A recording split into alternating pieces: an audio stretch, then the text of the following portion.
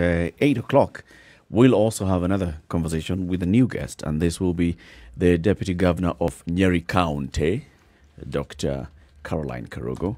She's been here before. She'll be back here. She's also the chair of the Deputy Governors Forum, and so she'll be coming to speak to us about that position, the Deputy Governors Forum. Are deputy governors really relevant? Or are they just people who wait and start engineering impeachment on their bosses so they can take over? Then maybe we should ask the question, are deputies relevant, whether it's deputy chairman or deputy CEO? Are deputies relevant? Deputy anything. Well, let's go up to deputy president. Why not? Are they relevant? And the answer will likely be a resounding yes. Mm-hmm. You need someone to stand in. Yes. Now, the issue here isn't standing in. It's what exactly do you do when you're not standing in? Yeah, when you're not standing in, what are you doing? How do you keep yourself engaged? They presented some proposals to the BBI team, and we'll also be looking at that, some of the proposals that they presented in order to entrench the role and functions of the deputy governors. So anyway, let's start the show where we always begin. We have seen a spike in numbers this weekend. Fellow Kenyans, in the last 24 hours. In the last 24 hours, 379 cases, which then easily tipped Kenya over the 10,000 case mark. And from all indications, this is likely to rise. It's likely to keep rising from what we see so far. So Kenya now stands at 10,105 cases with 185 deaths. That is what we're looking at. Increasing. We knew that it was going to increase. Many questions now are popping up that was it the right time to open with the knowledge and information that the caseload was going to increase? Was it the right decision that was made? So, with so many things happening at the same time, now with public hospitals then ceasing corona or COVID-19 tests for anybody who comes, with the mass exodus that we see of people leaving the Nairobi metropolitan area and going to the rural areas. In addition to that, we also see that there's a shortage of tests in the country. I mean, there always was one, but now it's even more. As well as Kenya not being able to reach the 250,000 tests that they wanted to have done by the end of June. So there are very many things out that are affecting this. We knew that these numbers would rise, and we're likely to see them continuing to rise. 20% is what we saw on Saturday, was it Friday? With a very few number of cases of tests having been done, and a very high number of those tests then now turning positive. I believe the number was at 19.5. No. Absolutely not. Nothing. In fact, so yesterday we had the highest ever number of samples tested or announced, 7,050. But very many people are saying, so this 7,050 includes a backlog that has been there over the week. You know, there are very many people who had provided their samples and their results hadn't come out. So very many days later, so the results are coming out yesterday. But also looking at 379 confirmed cases out of 7,050, this is about 5%. So it's still just fluctuating left, right, and center. It was at 20% on Friday. So what is it that we are saying that has contributed to these numbers? Because if we don't have more test kits, how do we know that these numbers are increasing? Are people presenting with symptoms? And if they are there more people presenting with symptoms so that when they are tested, you then find that they are COVID positive? What exactly happened? It's a combination of those, CT, because there's some people who are presenting themselves. I mean, I gave you the example, just one example of, you know, an Uber driver who was quite worried, took his customer to hospital because they were presenting with symptoms, you know. So it's a combination. People for whom the Ministry of Health has decided to do testing for, and then people who are presenting themselves to hospitals with symptoms and then having been found positive. Why I ask is, if indeed we have a shortage of kits, so we're not testing as many people as we would want to, and yet the numbers are growing, then it begs the question, what if then we had enough kits to test? Yeah. What are we likely to see? Yeah. What kind of numbers would we be having? I right now we're at at 10,000, maybe it would be at 20,000. Yeah. With 215,000 total number of samples tested so far. 215,000 in how many months? 4 months. Do you know what is of interest? Florida has tested and has recorded probably the highest number of infections per day, 15,000 per day. There you are. went to the 5, the 7, now it's 15. Now, I'm not saying that we are doing better because we haven't reached that number. But what I'm concerned about is what has led to those numbers getting to where they are. But just look at what happened in Florida. I mean, everybody wanted, the summer months came beckoning and everybody wanted to be on the beach. Everybody wanted to be out. Everybody wanted to be eating out, doing whatever it is that they wanted to do. And they went ahead and did that. I mean, it's the summer in the States and everybody wanted to be out. But then what happened as a result of that? Look at the countries around the world now who opened up and then closed. I'll give Nigeria, for example. Schools were to open and then the federal government on Friday made an announcement and said, absolutely not, because we're seeing a spike in cases. India, the same thing. Ghana, the same thing. I mean, it's Sweden, the same thing. Of interest, New Zealand, but Sweden never Madagascar. Sweden didn't lock down. No, they didn't lock down. But now, They can didn't you lock imagine down. they're taking more severe measures now than they had previously? But they haven't locked down. No, they haven't. Their children have still been going to school. You see, yes, if you look at what's the numbers in Sweden and you look at their closest neighbor, say Denmark, who actually initiated a lockdown, you will find that the figures are really not that different. But there's a difference here. There was nothing alarmingly recorded about infection among school-going children or in their homes. Nothing alarming, that's one. Two, because of that open society, that, you see, the thinking was they didn't want to interfere with their people's freedom as it was. Right. Their people have become more disciplined. So it's not the government who have initiated the discipline. It's the people themselves. It's the people from the beginning. Who have determined this is how we're going to behave. We don't need the government to be telling us. They've given us the indication. We know what should be done. We're doing it. It's interesting because that was what the government's plan of action was. Because they're also coming from a place of governance whereby they're not allowed to force people into any kind of action, as is determined by their constitution. But at the same time, there was the social, basically the government willing the people to do this. And they interestingly went ahead and said, all right, this is what the government has suggested. It was a firm suggestion, but we're going to go ahead with it, you know? They followed it. Yes, they did. Social capital by the government. There's somewhere you were heading with this city, asking about what is causing the increase in numbers. What exactly is the situation on the ground? Are we seeing more and more people presenting themselves with the symptoms, coming to hospital, saying, and then the medical professionals deciding to test them? Eric, willy-nilly. You see, you have cottoned in to the way I ask my questions. It is this, pause for a moment and just look at the surge in numbers. And we are talking about right across our counties and more so in Nairobi. And yet we have a situation where people are actually leaving.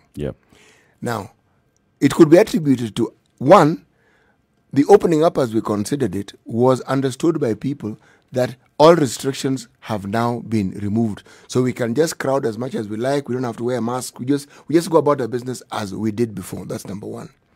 Number two, my concern is the rural areas that had recorded very low numbers, okay? The moment you have an influx of very many people, essentially what you're saying is you're moving the large populations of people, all right, from the urban centers to the rural areas. Now, let me be specific. The demographics of the people who have suffered immensely from COVID are those whose daily employment was perhaps what you call a daily employment, and they got daily wages. It ended. So survival now became a really tricky issue. There were those who just lost their jobs because the factories or the industries they worked in had slowed down. Now, many of these people live in the areas that by necessity are usually crowded. So they are decongesting.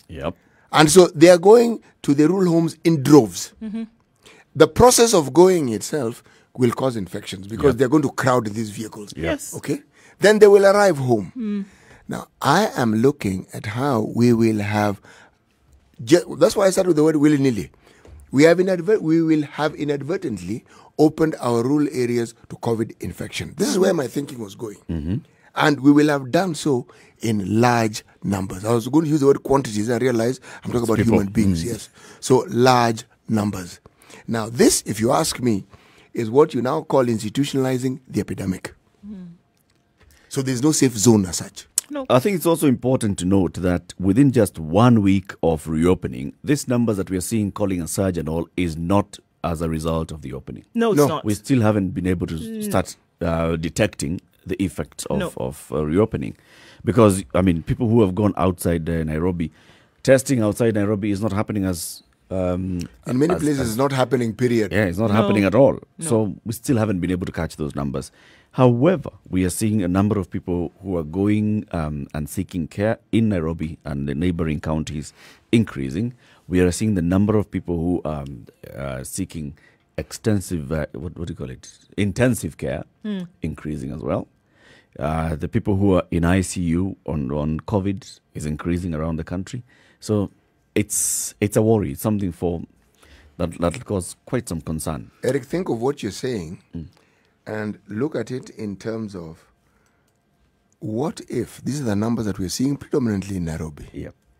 Now, what if these numbers move? Because they will be exported.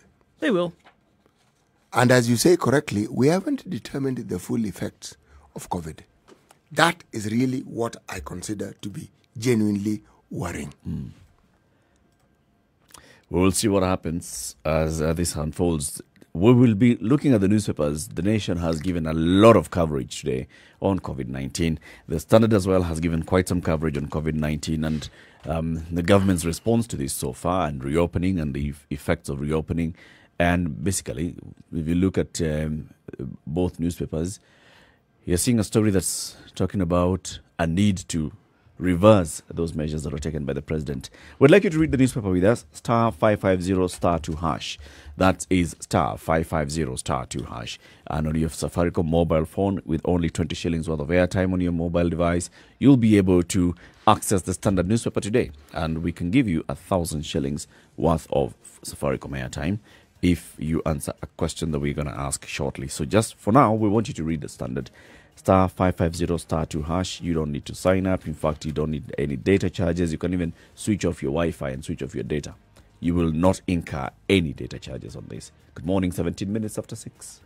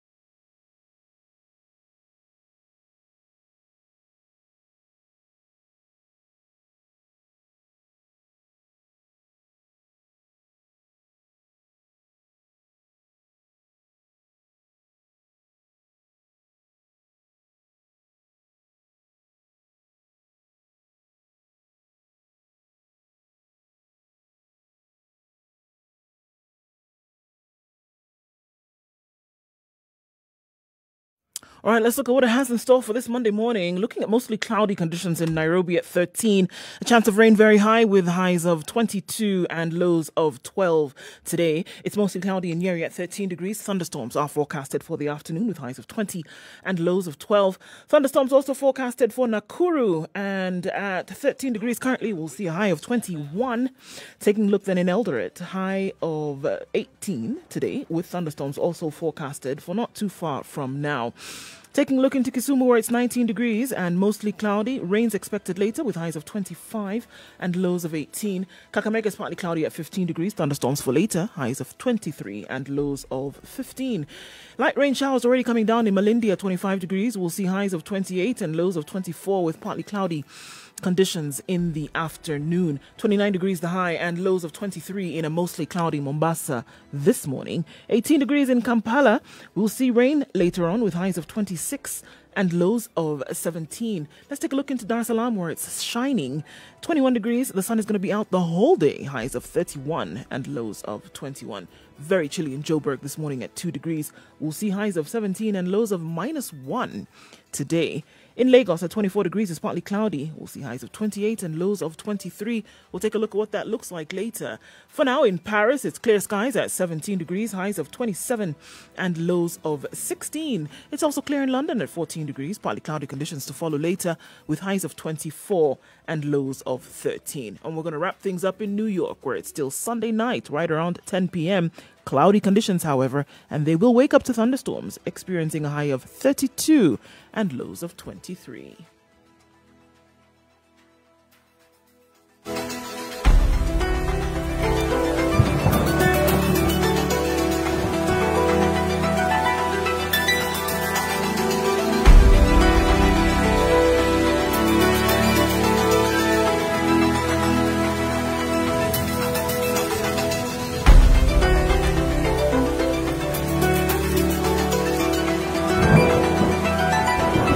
22 minutes after 6, this is the situation. It's Kenya's biggest conversation. We are live streaming on live streams up Spice FM KE on Facebook, YouTube and Twitter, as well as www.spicefm.co.ke. City Muga today. Pure golden sound and good talk. 94.4 Spice FM. Matokano ya mto itasikizwa na shura.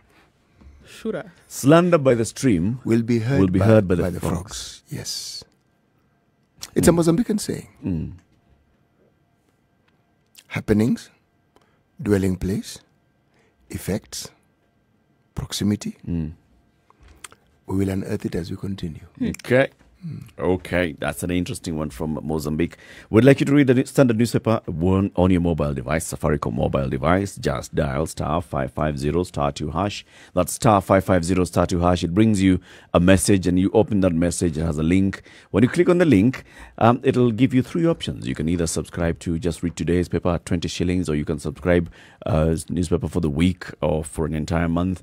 Make your choice. But if you just do today, it's just 20 bob, and 20 bob worth of your airtime will be taken. But we're giving you a chance to recoup that by winning 1,000 shillings worth of Safaricom airtime. Go to page 8 of the Standard, and there's a story here that has a headline: Landlord welds mother and baby in house over rent. Police in Nakuru were yesterday forced to break into a house to free a mother and her 18-month-old sick baby. This was after the landlord ordered the agent to weld the steel door of the house for failing to pay rent arrears. The house was locked with the family inside, forcing the police to break the window to rescue Rhoda Makoha and the baby. The mother of 5, who lost her job due to coronavirus, was forced to call the police to rescue her. So this lady, Rhoda Makoha, basically was telling the story and saying she has she has a business near Egerton University main campus in Joro. Since the university closed, she has not been able now, of course, to earn a living because the business depended on the student community. And since then, she has run into rent arrears amounting to a certain amount. And that's the amount that we wanted to tell us how much was the rent arrears. And she says, so I have lived in this same house for the last 6 years. I have never fallen short of paying my rent on time. This one time, I'm facing this problem, and I've told my landlord, understand, this is a situation. Landlord had none of it, ordered the agent to go and weld the steel door with the mother and the child inside. The children, other children were playing outside, and those ones were rescued by the neighbors. Basically, they just went to stay with the neighbors. It's a little too much, don't you think? It's excess. Yes, I mean... It is excess. It's on page 8 of The Standard this morning. Landlord welds mother and baby in house over rent. And the question is, how much was the rent arrears? It's right there on the first paragraph. 0719-012-600. You know, the issue of rent arrears has now been overtaken by what may appear to be a criminal activity. Because I would assume that if you have a tenant with whom you have an understanding on a contract and you want to evict them, there are ways that the law permits you to do so. To do so. Yes. There's certain things that now, by your action in attempt to get that rent or whatever it is that you were seeking for, then you essentially break the law. There's certain rights that you take away, basic rights, which is individual and her children are privy to, that you then take away. Imagine. I mean, it's bothersome. It's a crazy one. Other story that you can see. Front page of The Nation today, waiting to explode is what the headline is. Strategy, I am not sure about that first word, but okay. As numbers soar, it's impossible to effectively test, trace and isolate infected people. 2, exodus to rural areas. No measures to contain spread of infections from city dwellers going home. This is what we are seeing. We're not able to measure those numbers because it hasn't quite unfolded. It's likely to in the coming weeks. Testing hitches. Government falls short of its own target to test 250,000 people by June. Counties unprepared. Nearly half the counties yet to meet the minimum level of preparedness. And like we said, there's full coverage that has been given to this. 4, 5, 6, 7, 8, 9, and 10. A number of stories covering this. Also, the fact that the numbers of COVID-19 cases in the country continue to rise. And it says Kenya is now widely exposed to the virus, as though it was not before. Lifting the lockdown may have eased the pressure on the economy, but it has created a situation in which the infections could spike rapidly, crippling the health system. A day after Kenya's COVID-19 cases crossed the 10,000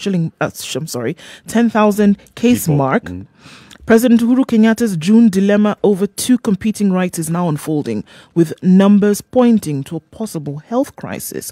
While Kenyans are now free to move about and fend for their families, the virus, now at the community phase of infection, is spreading fast in towns and villages. Now it's been reported that in towns and villages, they're realizing more cases than they had before.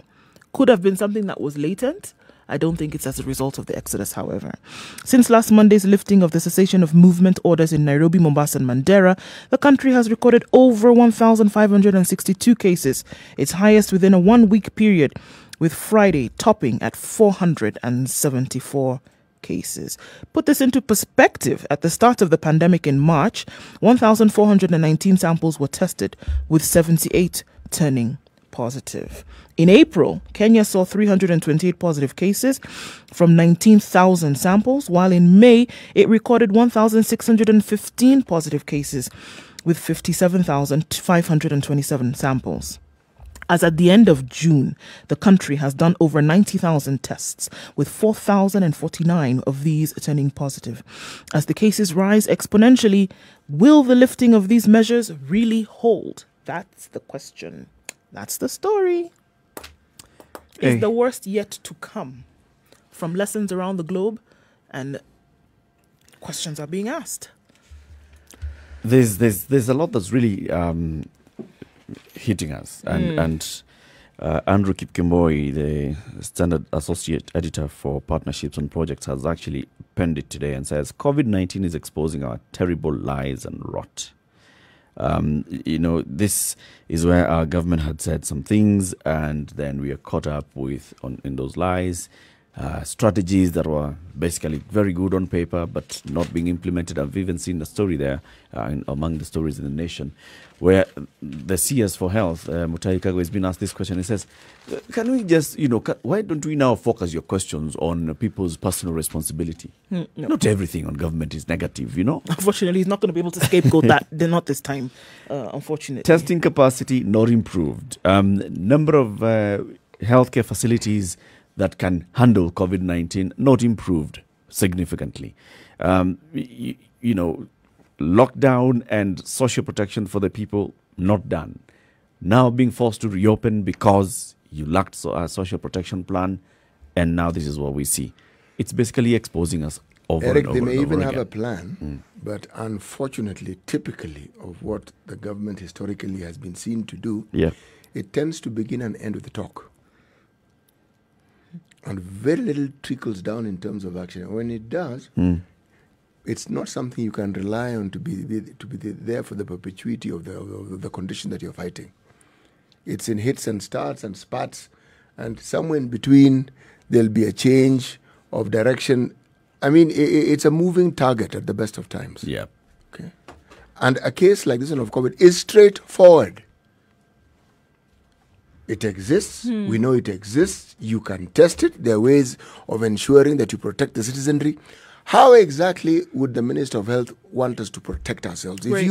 If you listen to commentaries on countries where they have actually brought about this issue of self-isolating, it first of all is predicated on the fact that you'll have more than one room. Yep. Where you're genuinely isolated, the rest of the family just gets on with their business. A large number of people whom we have populating, say, the city of Nairobi, live in one room. Yep. And we cannot assume that it is one individual in this one room. This is one room that then houses that individual and their family members. Yes. Spouse, children, extended family. It Yep. sounds crazy, but that is actually what it is. Yes, you actually That is get what the it impression is. that people sleep in that house standing. Yep. Yes, but the point is this. You have a situation where what is being suggested is not practical. Or possible. It can't happen. It's not the way to go. No, it's not. It's simply not practical. And this is where we keep talking about the fact that information then should feed decisions. Because if you're aware that this is the housing situation of so many people in the country, then the decision that you make after that for care of COVID should not then lean on the fact that they don't have the space in their homes. Come on. I mean, it just seems as though 1 + 1 should equal 1 in this case, but it clearly doesn't. You cannot ask people to maintain these protocols of home care when you know for a fact one of the requirements. It's going to be impossible to actually do it. 28 minutes to 7 o'clock. Let's take another quick break. Take a look at traffic. We continue the conversation. Remember, we're asking you to win 1,000 shillings worth of free Safaricom airtime. There's a story on page 8 of the Standard this morning. It's about a lady whose house was welded. Landlord welds mother and baby in house over rent. And the story is on page 8 of the Standard. How much was the rent arrears? 0719 012 600. Your chance to win 1,000 shillings worth of Safaricom airtime. Good morning.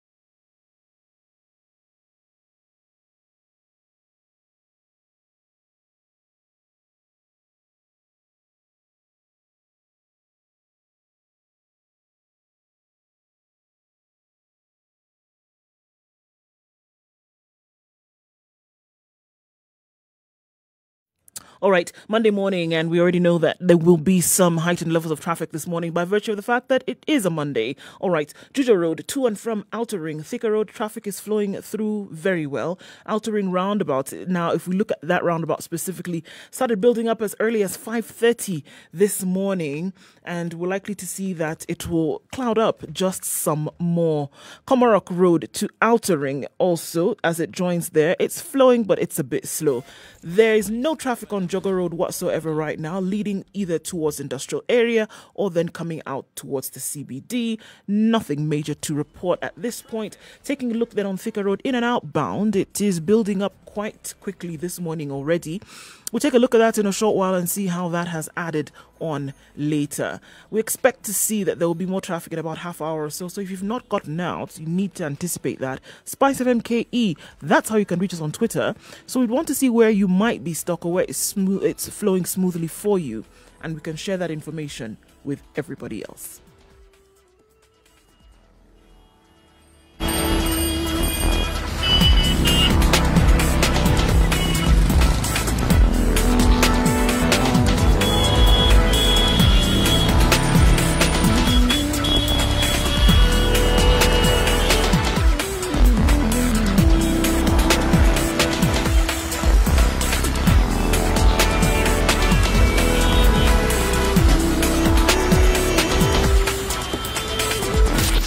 classic soul, We are looking R&B, at newspaper smooth headlines jazz, this morning. neo soul, This is the and Situation Room. It's Kenya's biggest conversation.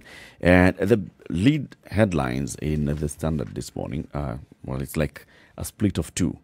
The top one, it's spies versus bureaucrats in the new battle to control money laundering probe. The multi-agency team responsible for the president's anti-corruption campaign has split into rival camps over the control of investigations and seizure of ill-gotten assets. This is given some page 2 and page 3 in terms of the fight against corruption.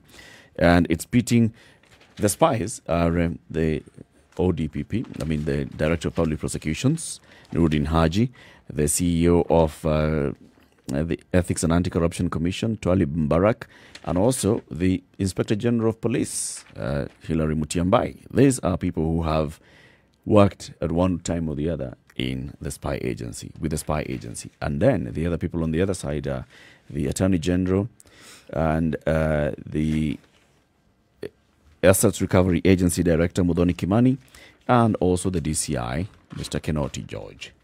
So basically the story is saying, so there's a tug of war between these two. Haji and EACC are isolating Kinoti as they fight for more cloud rages. I've read this article, but is it really a tug of war? You see, what this appears to me, remember, this task force is not as though it existed from independence.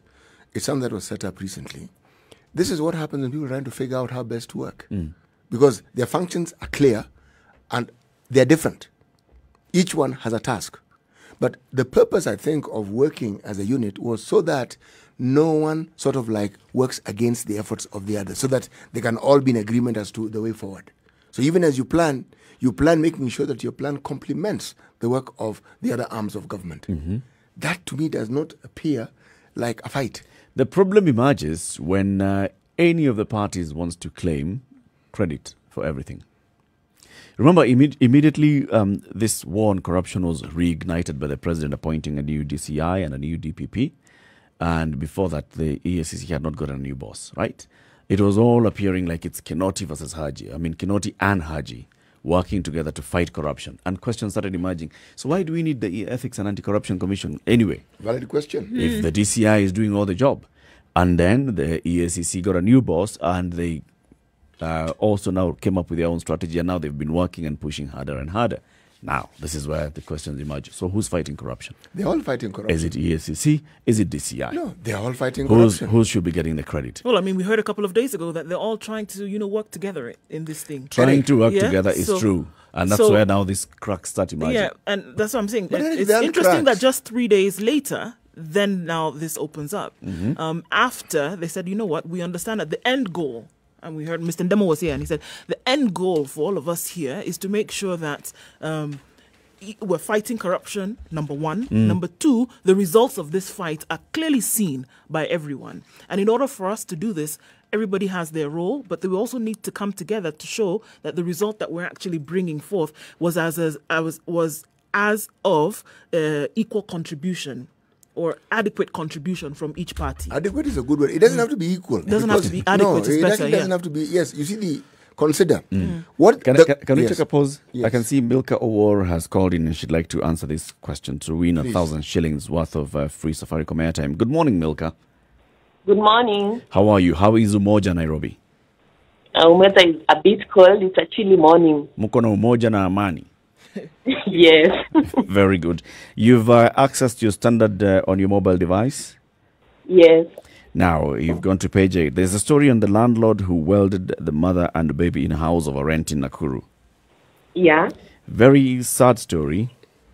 And the question you're asking this morning is, how much was his rent arrears? Yeah, the rent arrears was 10,000. Just 10,000 shillings. Yes. And for that reason, the landlord decided to ask the agent to go ahead and not just lock, but weld the house with a mother and child inside. Yeah, a young child indeed. Indeed. So first of all, Milka, congratulations because you win 1,000 shillings worth of airtime. This comes Thank to you. What do you make of that story when you read it? It's heartbreaking, especially for us mothers. Yeah. It is indeed very hard, and we hope that justice will prevail in this particular case. Amen. Milka Award, congratulations. You win 1,000 shillings worth of free Safaricom airtime. Speak to our producer, John. He'll take your details. All right. Well, like you said, it's sad, especially because she put herself in the shoes of that particular mother. And just imagine, so what would I do anyway? Yeah, what would I do anyway? So back to the issue of this spies versus bureaucrats' new battle to control money laundering. You're saying this is a battle that shouldn't exist. I'm saying it's not even a battle, because it's more a question of each one has a role specified by law, and this is them trying to figure out how best to work together. Case in point, the Anti-Money Laundering Commission, okay?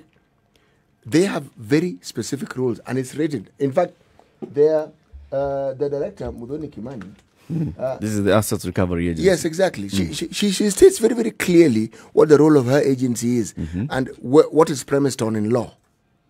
Now, she says that as far as she's concerned, the DCI are the people who have the mandate to be able to actually investigate and determine what would fall under the purview.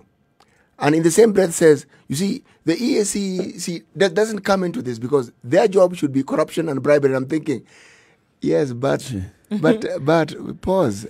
I mean, it's this corruption and bribery that leads to the assets that you are recovering because of corruption. Yes, exactly. So how then do you separate? And the EACC also has investigative powers. Yep. They can investigate. And they have something that the DCI doesn't have. They even have a court. So all I'm saying is that it's clear that each one wants to be able to ensure that the other one doesn't eclipse them. So they're positioning themselves to say, my role is distinct and unique, and it must be this. It is distinct and unique, and those who crafted those positions understood this. That's why, yes, they don't have one body fighting corruption. You have several. This one focuses on just making sure they get hold of these things. But it has to be passed on. The ODPP has a role. They look at the case, they figure, can this one actually go to court? Let's take it to court. Yes, so fine. Let's prosecute. It's true, and you think of it like a relay. If somebody starts, you hand on the baton to somebody else, at the end of the day, you're all standing on the podium, and it's a collective feather in the cap. So, I mean, it's something that it has to be looked at collectively. Here is, I think the issue here emerges because we have two investigative agencies, and that is where we have an issue. You see, the Assets Recovery Agency will look at what has been presented to it. The Ethics and Anti-Corruption Commission will go all out to investigate the same way DCI will go all out to investigate. So, for example, if we're talking about any of these institutions where the DCI has gone there and they find that ESCC officers were here last week, so who am I responding to? You're asking me for this file. These guys come and ask me for this file. Who do I give or not give? It can be coordinated. That's a problem of coordination. Remember, DCI also deals with criminal matters. The Anti-Corruption Commission doesn't deal with those ones. They're specific. Corruption, bribery, specifically. For the longest time, remember, we had an Anti-Corruption Commission that was essentially a lame duck. Okay? So the DCI could hog all the glory if they wanted because they're the ones who did everything. Now, remember, in this period of time that we are speaking of, there's been a lot of streamlining of these agencies. For instance, look at what ODPP said. Look, most prosecutors in the country were policemen. They altered that and said, no. For this thing to work, all right, this is what we need to do.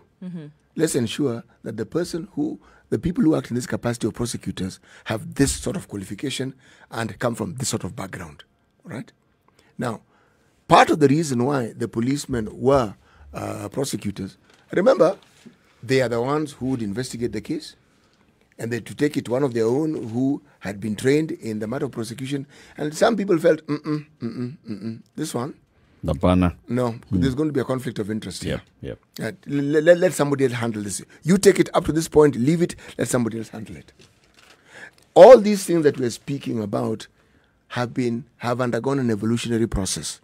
We didn't always have all these bodies. We just had CID, full stop. And that was it. So even for now, they'll get to a point where they'll it's a jostle for the jostle for influence also comes with the jostle for resources.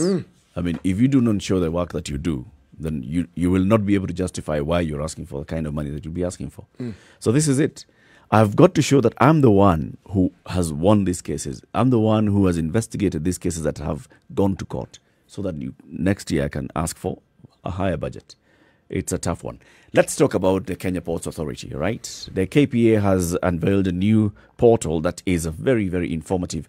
And the purpose of this portal is basically just to give you information so you can understand how the KPA operates, the kind of operations that are there, what you need to know, the tariffs that are there, and it's called Captain Cargo. Right. So, yes, a new platform where you can get all the information that you do need, making sure that, you're aware of what's going on when your cargo is either leaving or coming from, wherever it is around the world as it gets into the country. And so we'll be looking at importing and exporting combined today, and the different tips that you can have, at your fingertips, basically, for this entire process. All right, so that will be coming up. Remember, you can access Captain Cargo by just going to www.kpa.co.ke/Captain Cargo. Cargo is Kargo. Good morning. It's 6:45.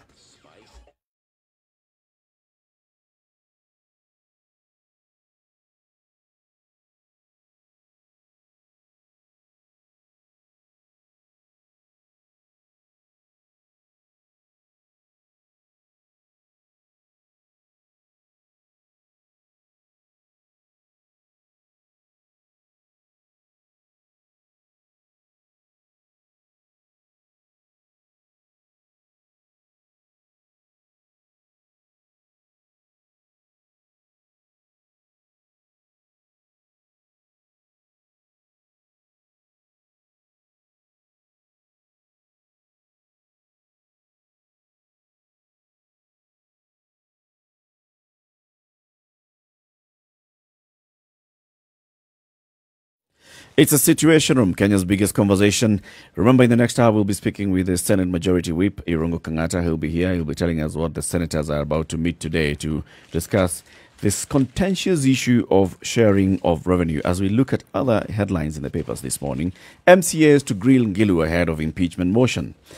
So the MCAs got a reprieve last week when the court decided that it is not going to stop them from continuing to debate the impeachment of the governor, Charity Ngilu.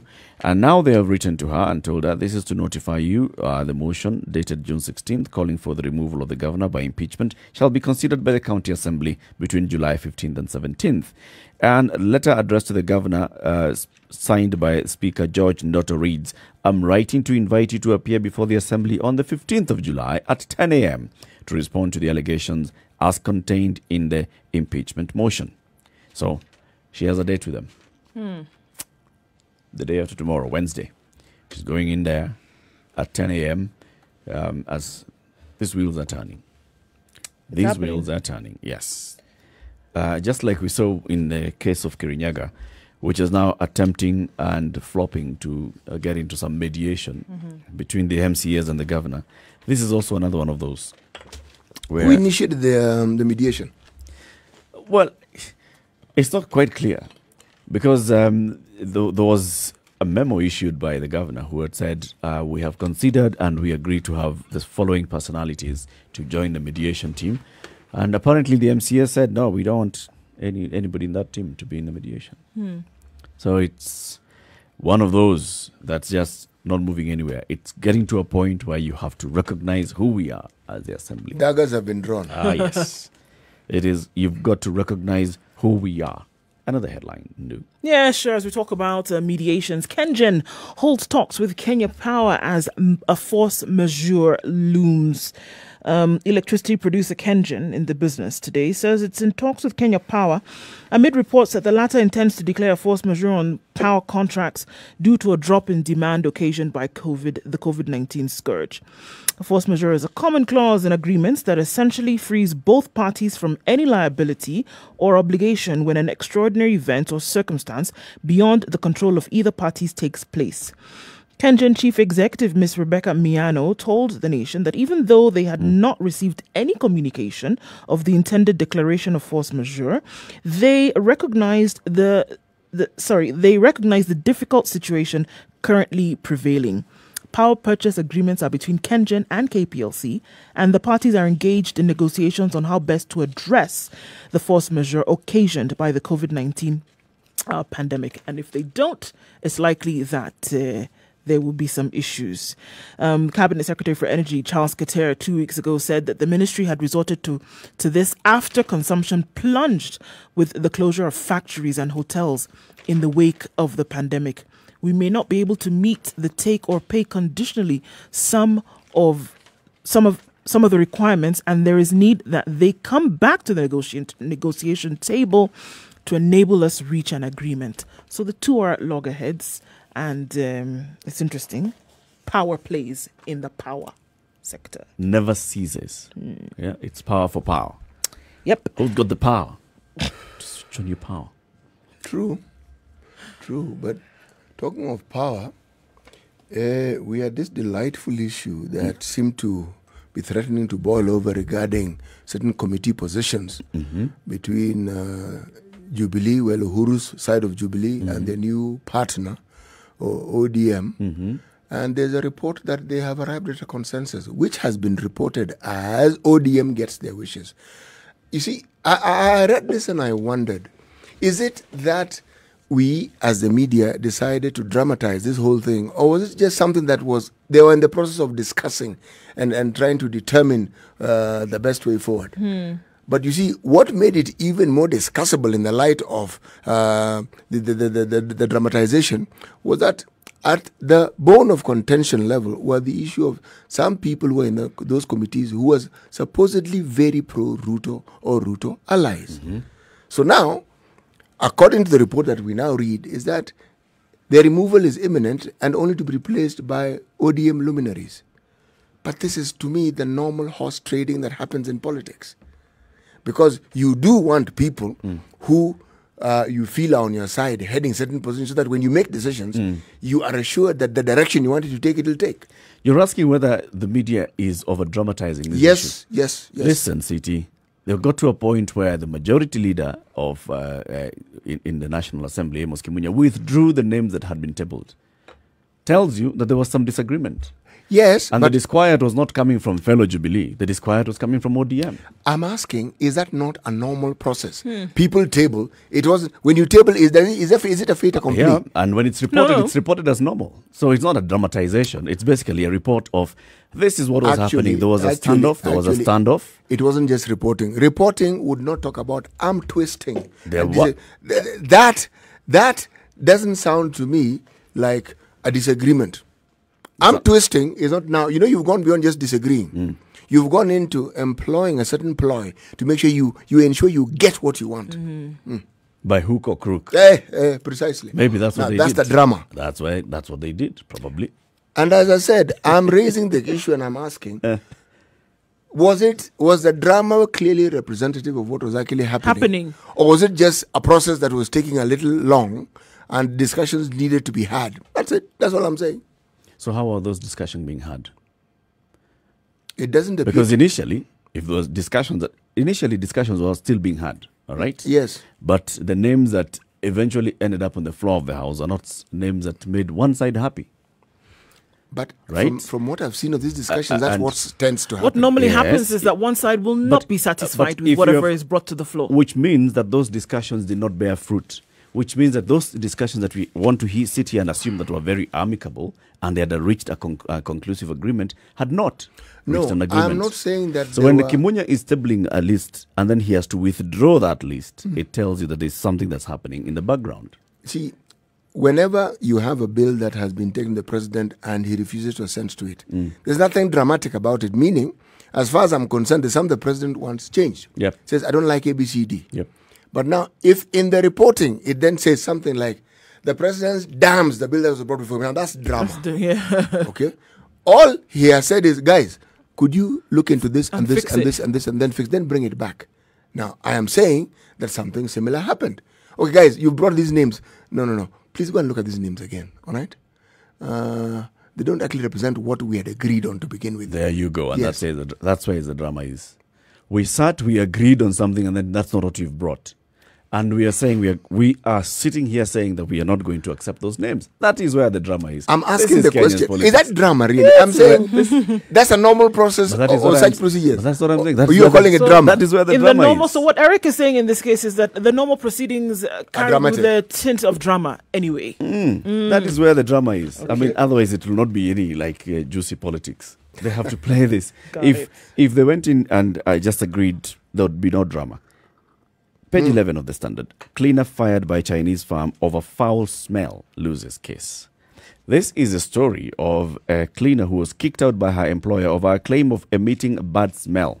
And she has lost a dispute in the labor court despite him snubbing the case.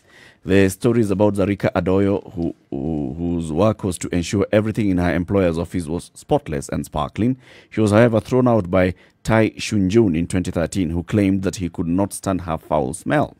She subsequently sued Shunjun alongside his company, Shehe Group, arguing that despite working diligently and faithfully, he unfairly showed her the door on the 15th of August 2013. She took the matter to court, to the Labour and Relations Court. The employer had initially sent in a lawyer to represent him. The lawyer came back and said, Your Honor, I wish to withdraw myself from this case. So lawyer no longer appeared in court. Employer never came to appear in court to defend himself. And the judge is saying, however, I have dismissed this because you have not proven any valid contract, that you had any valid contract with the employer. For that reason, I cannot really make any ruling on this dispute because I'm not really sure whether you are really employed by this person. And especially this person has not even appeared in this court. So as far as I'm concerned, it has been stated time and time again by this court that where the respondent does not participate in the hearing and has not admitted the employment relationship, the claimant must prove the same as a preliminary point, as without proof, the whole claim is anchored on quicksand. She did not have any written contract. It was a verbal contract. Oh, no. Well, that was it. They're gonna follow to the letter. And in this case, there was no letter. That's where this is a lesson. That's where the cookie crumbles. Get your stuff in order. This is a lesson. You know, I'm going back to my favorite topic, banks. Okay. Whenever you have an issue with a bank, please document it. As in, write a letter, wait for a response. If there's none, write again, keep writing. Because this point that has been enlarged with this case will come to, at what point did we communicate on this one? And you will have no evidence. So whatever you talk, and as I said, they're just my favorite point of reference. But believe me, have you ever wondered how it is banks bother and go into details? They document things, my friend. They really document everything to the letter.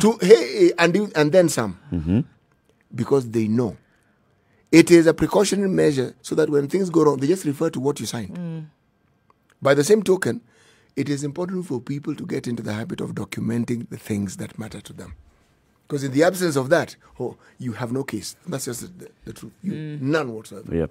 You cannot prove that you are really employed by this person. No, or even engaged. No contract, and the or person even has a letter. not even come to this court to confirm or deny that you they even know you. See, their coming there would have helped confirm that they knew you. Yep. And that indeed they had a case to answer. They took the position, but I have no case to answer.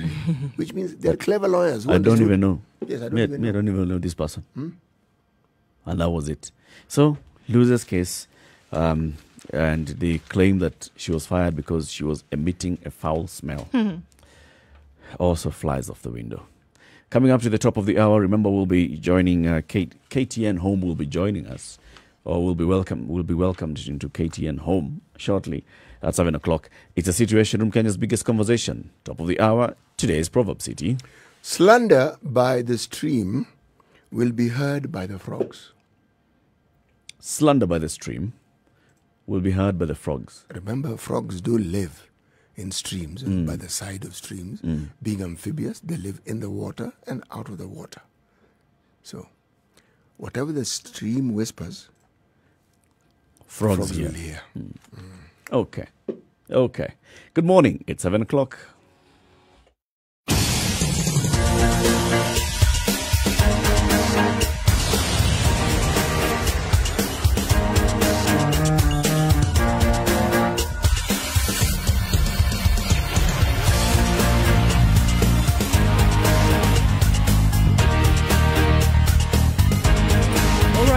Mombasa is building up this morning already. The fog is quite low on Mombasa Road, so everybody's moving a little bit slower than normal because the visibility is actually quite low. So you want to be careful as you approach the area.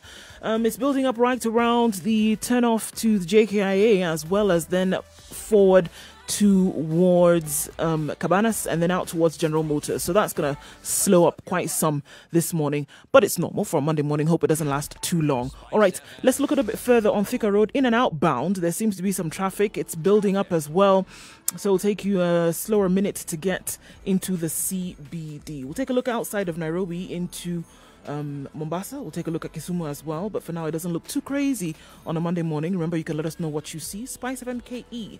That's how you can reach us on Twitter. Let's keep it moving this Monday morning.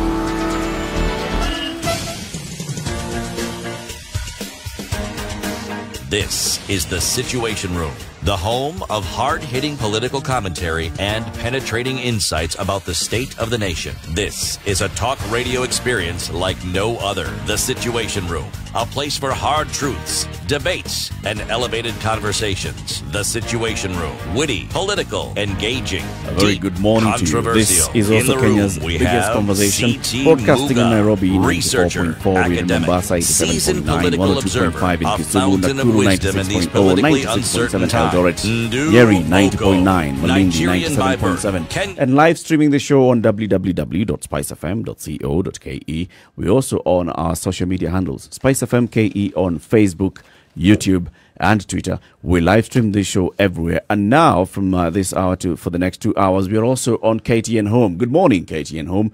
We are glad to be welcomed home by you, KTN. City Muga and Nduh Okoh in the house. We'll be having an interesting discussion in this hour. We'll be joined shortly by Murang'a Senator Irungu Kang'ata. He's also the Majority Chief Whip. He'll be telling us why the senators are meeting this morning to build consensus on some very contentious proposal by the the Commission on Revenue Allocation on the sharing of revenue in the counties. As we wait for him, let's also look at what else is happening around the country and around the world, CT. So there's a dispute here about Kenya and USA and entering into some free trade deal. Well, this matter has actually gone to court. There's something interesting about agreements revolving around trade or free trade areas. They're actually complex matters that need to perhaps be expounded on by experts in this field. And we do have these experts. But from a layman's perspective, what the whole idea behind free trade is simply, as the name suggests, that those involved in that arrangement are able to move their goods and services across each other's borders in a manner that is economically beneficial to both parties. But where the issue, if you ask me, is likely to even arise is not so much what is happening between Kenya and America. No, but it is what else is happening between Kenya, the other countries in Africa, Kenya and its East African partners. Because Kenya already has agreements with, say, the East African countries, and we've moved some in the understanding of what we need to do. But also there's the Africa Free Trade Area, which as of June the 5th, if I'm to look at the statistics given to us by the nation, by the Standard rather, is that they've moved some. Let me explain what I mean by they've moved some, all right? Their goal was to have a single continental market, which means they don't have it. They were supposed to be a removal of tariffs. That hasn't happened. And they were supposed to have a customs union. Now, these are progresses, if I may use the term, that the East African community has managed. They have those things. There's been free movement. For instance, if you look at Kenya, our biggest trading partner in the region is actually Uganda. Uganda moves most of the goods that leave our port and get to, or that we process through our port, actually go to Uganda. Now, the question that is being asked is, when you sign this free trade agreement with America, how exactly will it affect the other free trade areas? Africa are trying to get themselves, all 55 countries, into a block, so that when you trade with one country, it's not very dissimilar from trading with any other. Because it's not as though the tariffs will be 50 on one side and 20 on the other. They'll more or less be the same. As I said, to gain from the benefit of collective bargaining as opposed to one country arguing. This case will take some time. So which lawyers? The lawyers are filing a suit at the EAC court to block the Kenya-US trade deal. It's under discussion. It's not as though we've arrived at signing anything. Yeah. In fact, the conversation has now started now in earnest, properly, in terms of what Kenya would like. Kenya has presented what it would like, and America had already presented what they'd like. Entering into one deal doesn't bar you from entering into any other deal. Unless, no, it shouldn't. Unless there's any clause in any of those other contracts that says you shall not engage with anyone at all. No. I think the clause that I saw at some point was that you need to alert the other partners that you are also signing up a contract. And as far as Kenya is concerned, Kenya has already alerted members of the EAC. These two lawyers take issue with the fact, or with the belief that then there will be a flooding in the market of goods specifically coming from the United States, and that's the issue that they have, and that you wouldn't see the reverse. You wouldn't see goods then coming from Kenya, Uganda, Tanzania towards the United States in the manner in which you would see the reverse happening, and that's the primary issue that that's the primary factor that they're taking issue with here. And is so the issue block that the entire is the issue that deal goods because coming of this issue? into Kenya will then find their way into the other EAC markets? Yes, by virtue of the fact that CT said what he said. Uganda, for example, being the largest trading partner in the region that Kenya has. Yeah. It's like, because you have what they call now second seller agreements, because now goods coming in from the United States then find their way to Uganda as and when well. we spoke to the US ambassador, he actually talked about how they can mitigate those kind of things, right? In terms of when you enter into this particular deal, you have to ensure that the trading is happening between Kenya and the USA. And it's not going to be used unscrupulously by a trader in TZ, for example, such that goods will come through Kenya to go into TZ. There's, remember, or vice versa even. The one trade agreement that America, a similar agreement that America has had with the continent was AGOA. Okay? Yep. And it involved, I think, fewer countries, around 38, I think. Yep. And this one seems to be dovetailing because AGOA comes to an end in 2025. Yeah. So there's need to either renew what existed or to ensure that you have something better. But this is a subject for further discussion. It's a lot to be discussed. Let's see what happens. And actually, it's a conversation that is a bit complex, but you need to break it down. It needs to be broken down into morsels for us to understand exactly what's going on. Two renowned individuals, Kenyans, who understand this. Someone by the name of Erastus Mwencha and Mohisa Kitui wrote extensively on this subject. Now, these are people whose understanding of these matters far outstrip mine. So maybe at some point we'll engage them to explain to us why it is they held the views that they hold on such matters. Yeah, yes, indeed. So for the next hour, let's talk about devolution and what's happening to devolution in the country. We are joined by Murang'a Senator Irongo Kang'ata. He is also the majority whip in the Senate. Good morning, Senator. Thank you, brother. I'm okay. Karibu sana. Thank you. You have your work cut out today, as we understand it, in terms of what is expected to be discussed in the Senate this morning. So a bit of a background. So there's a new formula for sharing of revenue among the counties. And this formula has, brought in some hue and cry from some counties that feel that they are going to lose what they've been getting previously. And some other counties that have been complaining over the last couple of years saying, look, we have a huge population in this particular county. Just because we have a small geographical area doesn't mean that this formula that we've been having is working to our disadvantage. And now sort of tables have been reversed or tables have been turned. Let me say that if you are going to pass the proposal by the committee, there will be no single county that is going to lose money. I think that's a misconception that has been pendled around, but it's not true. Let me give you the background. What happened is that in 2010, we passed a new constitution. Article 217 of the constitution gives the Senate the power a certain period of time to pass a new formula, and it sets out certain criteria. And then, so we had the first generation formula, it lapsed. We had the second generation formula, it's now lapsing this financial year. Now, the Commission for Revenue Allocation came up with a formula. It was taken before the Finance Committee of the Senate. There was a procrastination on the part of that committee.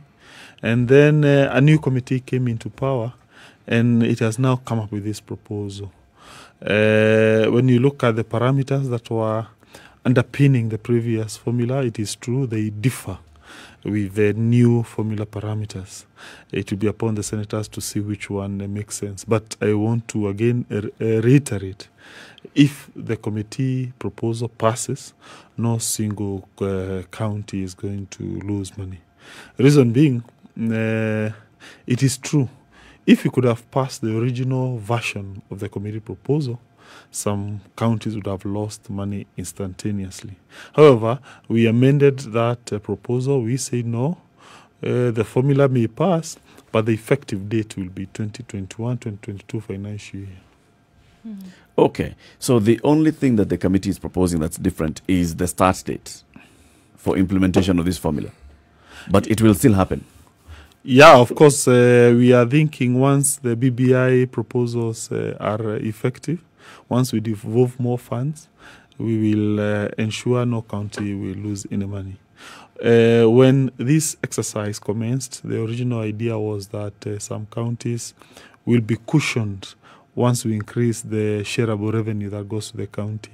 Currently, we send about 316 billion. So the idea was that you increase the money, and therefore no one loses. By sheer bad luck, that didn't happen this year because of the problem of the budget constraints, maybe because of the COVID-19 pandemic. And therefore the idea was, okay, pass the formula because the parameters, to some people, they think they make more sense. And then thereafter, you commence effecting the whole thing next financial year. Kicking the can down the road. In your opinion, what is currently being discussed as the formula to implement, will it actually work as it has been suggested? In terms of? Well, its applicability. You say that it's a formula that ensures that no one loses. What I'm actually asking is, what constitutes loss and what constitutes gain? Well, assuming, for instance, you were to subject that formula on 316 billion, definitely there are some counties who will lose. If you don't provide some form of cushion. Cushion means either you get a fund, any county that is losing is mitigated, or you push effective date to next year, and then you hope by that time you would have gotten more money. So from where I see it, if, for instance, you were to apply that formula against the current, it goes without saying. Everyone has tried to come up with an mutation versions where you don't have any county losing as against 316 billion. No one has been able to achieve that. And for obvious reason, because look here, take for instance the parameter of population. The current formula that we are using the 2009 population data. So if you were to again use the 2019 data without even doing any other thing, definitely things change. Things change. Is that the only problem? Yeah. Is that the only problem with the way things are currently being done? And I'm asking that because I'm saying, why change? What brought about the change? Why did it need to change?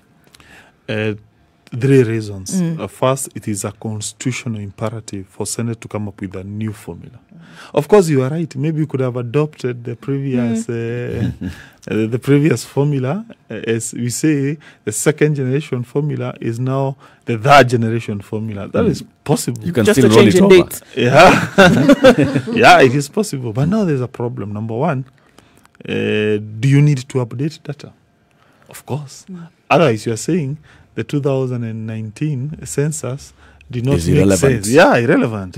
We use billions to conduct that census, and the reason why we usually conduct a census is to know how the country is, and then you apply that data for economic planning, isn't it? Yes. So, meaning, for instance, even if you are not looking on any other parameter, you had to look at the population parameter. Once you now update your data on population, things change. Sure. Some counties which are now more populous, definitely they become more entitled to more money, as opposed to those whose population has declined. And by the way, you'll be surprised. Some of the places where population seems to be declining, incidentally, those are the central Kenya counties. Like Muranga has been on the borderline in the entire debate, because when you compare its population currently and the one that was there in 2009, you see some slight decline. So you'll be surprised when you try to update that data. Take, for instance, another parameter of poverty rate. Yes. Of course, some counties have become more prosperous. Others have become a little bit more poorer. So again, once you update that data, you find there is some change. Let's say we have another parameter of fiscal prudence. How do you measure fiscal prudence? You look at the Auditor General's reports. You find some counties have what we call qualified audit report. Others have a clean report. So meaning, once again, you update that data, you find there will be some counties that will gain, others will lose. But if I'm to go by the logic that you have put across, of necessity, even with the new constitution, there always will be some counties which appear to lose and some which appear to gain. Because if you look at the parameters by which we judge what it is that counties should perform and what aspects of their performance is pegged to the money they get, there always will be differences. Yes, you are right. And that's the reason why, so that you don't do what we call disruption in service delivery, you need to come up with either a special fund to mitigate those counties that are so-called losing, or you push the effective date to another year, hoping between now and that date, you'll have gotten some more money. So you postpone it. Yeah. It's kicking the can down the road, which basically just points the spotlight squarely on the Senate and how the Senate has been operating. Senator, you've told us that this matter was brought before the Senate, before the previous committee. The previous committee pussyfooted on the issue. It was supposed to have done its job. It didn't do its work. And now that's why we are finding ourselves in a situation where we are in, because you haven't been able to resolve this particular issue. You're now kicking the can down the road and hoping that the BBI and other external processes will resolve this issue. In fact, you're getting the impression that the Senate has become a faith-based organization. Yes. No, you see, now, as I had said, when the Commission for Revenue Allocation came up with this formula, there was the understanding, yes, it is true there will be some losses in some counties, but to ensure you have smooth delivery of services, come up with some fund to cushion the losses. Now, because of the problem, the fiscal constraints we are currently undergoing, that money was not there. So the only best way option is, okay, retain the status quo for at least 1 year. And then we hope next year things will be okay. And I can tell you from a political point of view, no government would dare reduce any county money or superintend a county losing any money when you are heading to an election.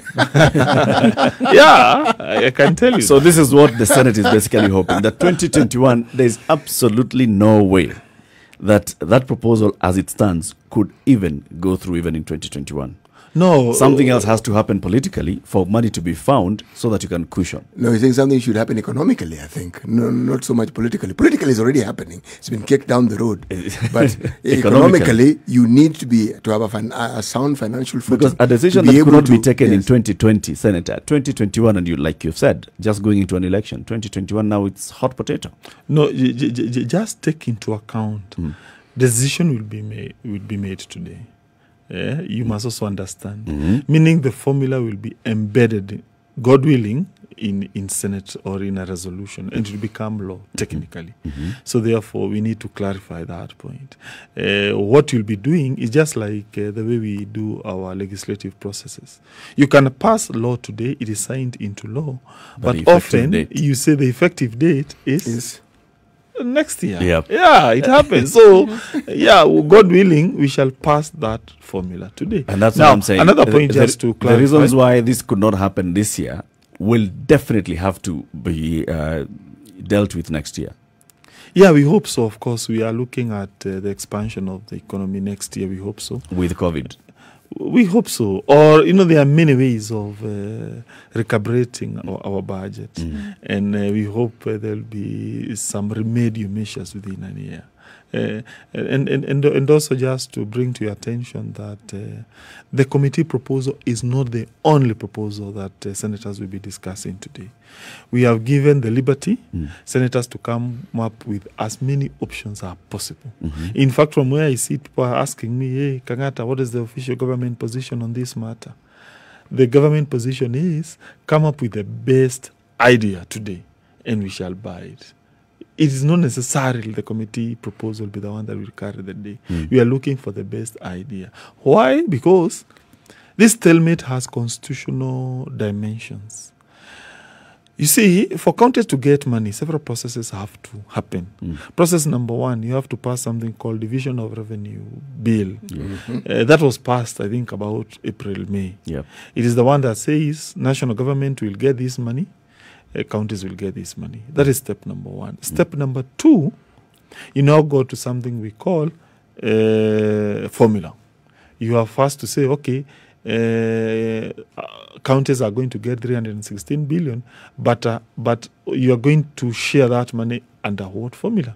So you pass the formula today in Senate, it goes to the National Assembly for concurrence, and then now you start preparing something we call CARA.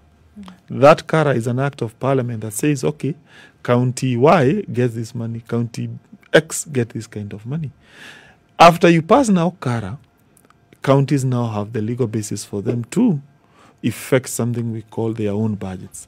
So therefore, basically, currently, no county legally can pass its own budget. And therefore, you are disrupting service delivery at that level.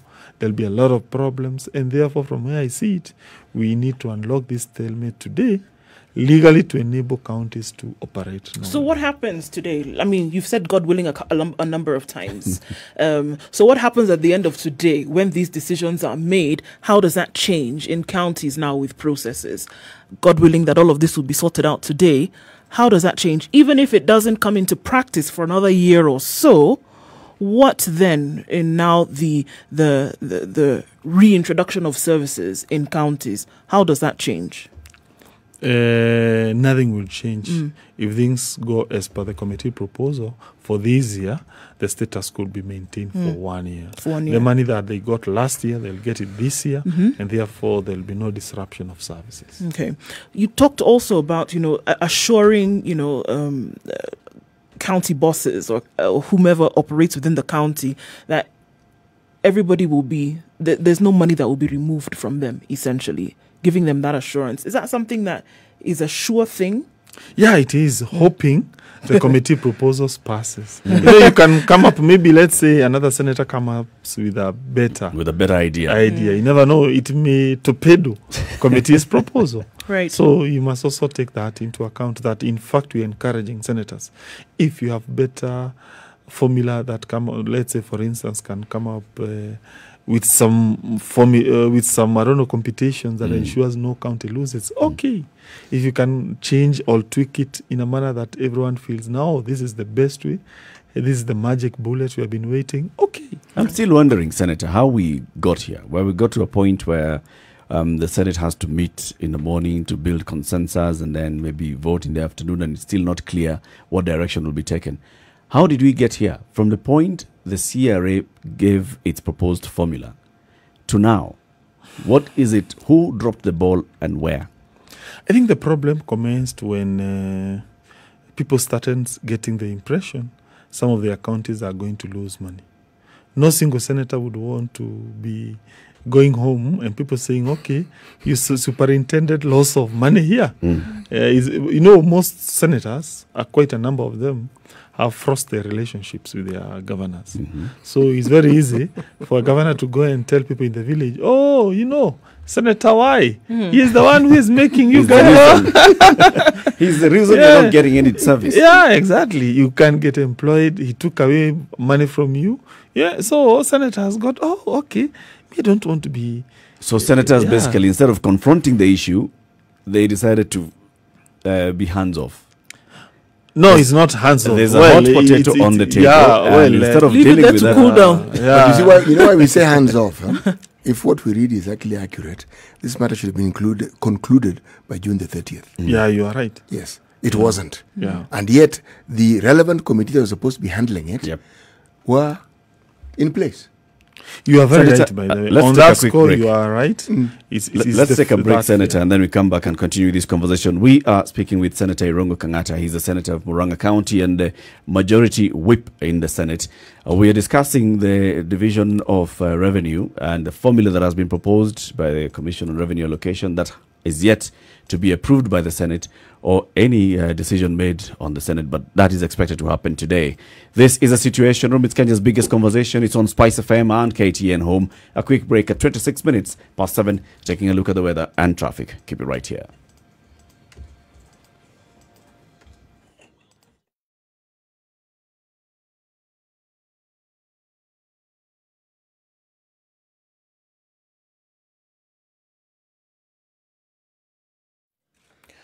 All right, still mostly cloudy conditions in Nairobi this morning. We'll see highs of 22 and showers for later on in the day.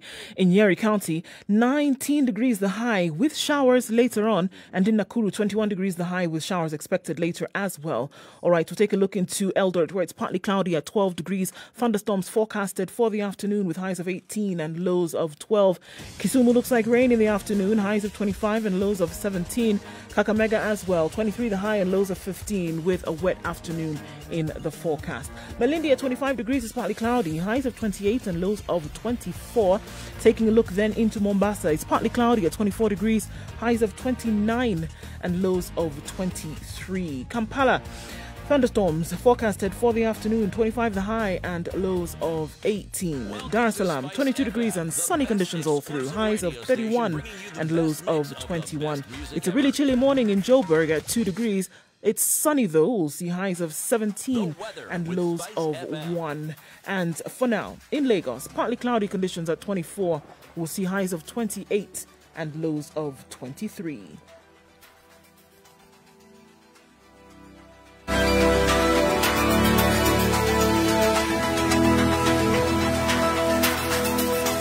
All right, bad roads is what is causing a lot of traffic in Eastleigh this morning. Trying to get into the CBD will not be a very fun affair, unfortunately. Traffic is already building up in that area. Juja Road also getting to and from the CBD is quite the chock-a-blocked situation. All right, let's look at Ngong Road this morning. It's all clear all the way into town following the city mortuary roundabout. We won't have any problems there today. The traffic jam on Thika Road today is crazy. From about 7 o'clock, that means that people who've been there for about an hour or so, it's building up all the way from the Safari Park Hotel, trying to get your way to the underpass that leads you into the CBD. It's going to take a while, guys, so it's going to be peppered with some patience today. It's going to be absolutely necessary to do that. Looking at Mombasa Road, from Cabanas all the way to the General Motors area is bumper to bumper. It's likely to remain that way for some time. So let us know what it is that you see. The eastern and southern bypasses for now are looking good. Spice FM KE, that's how you can reach us on Twitter.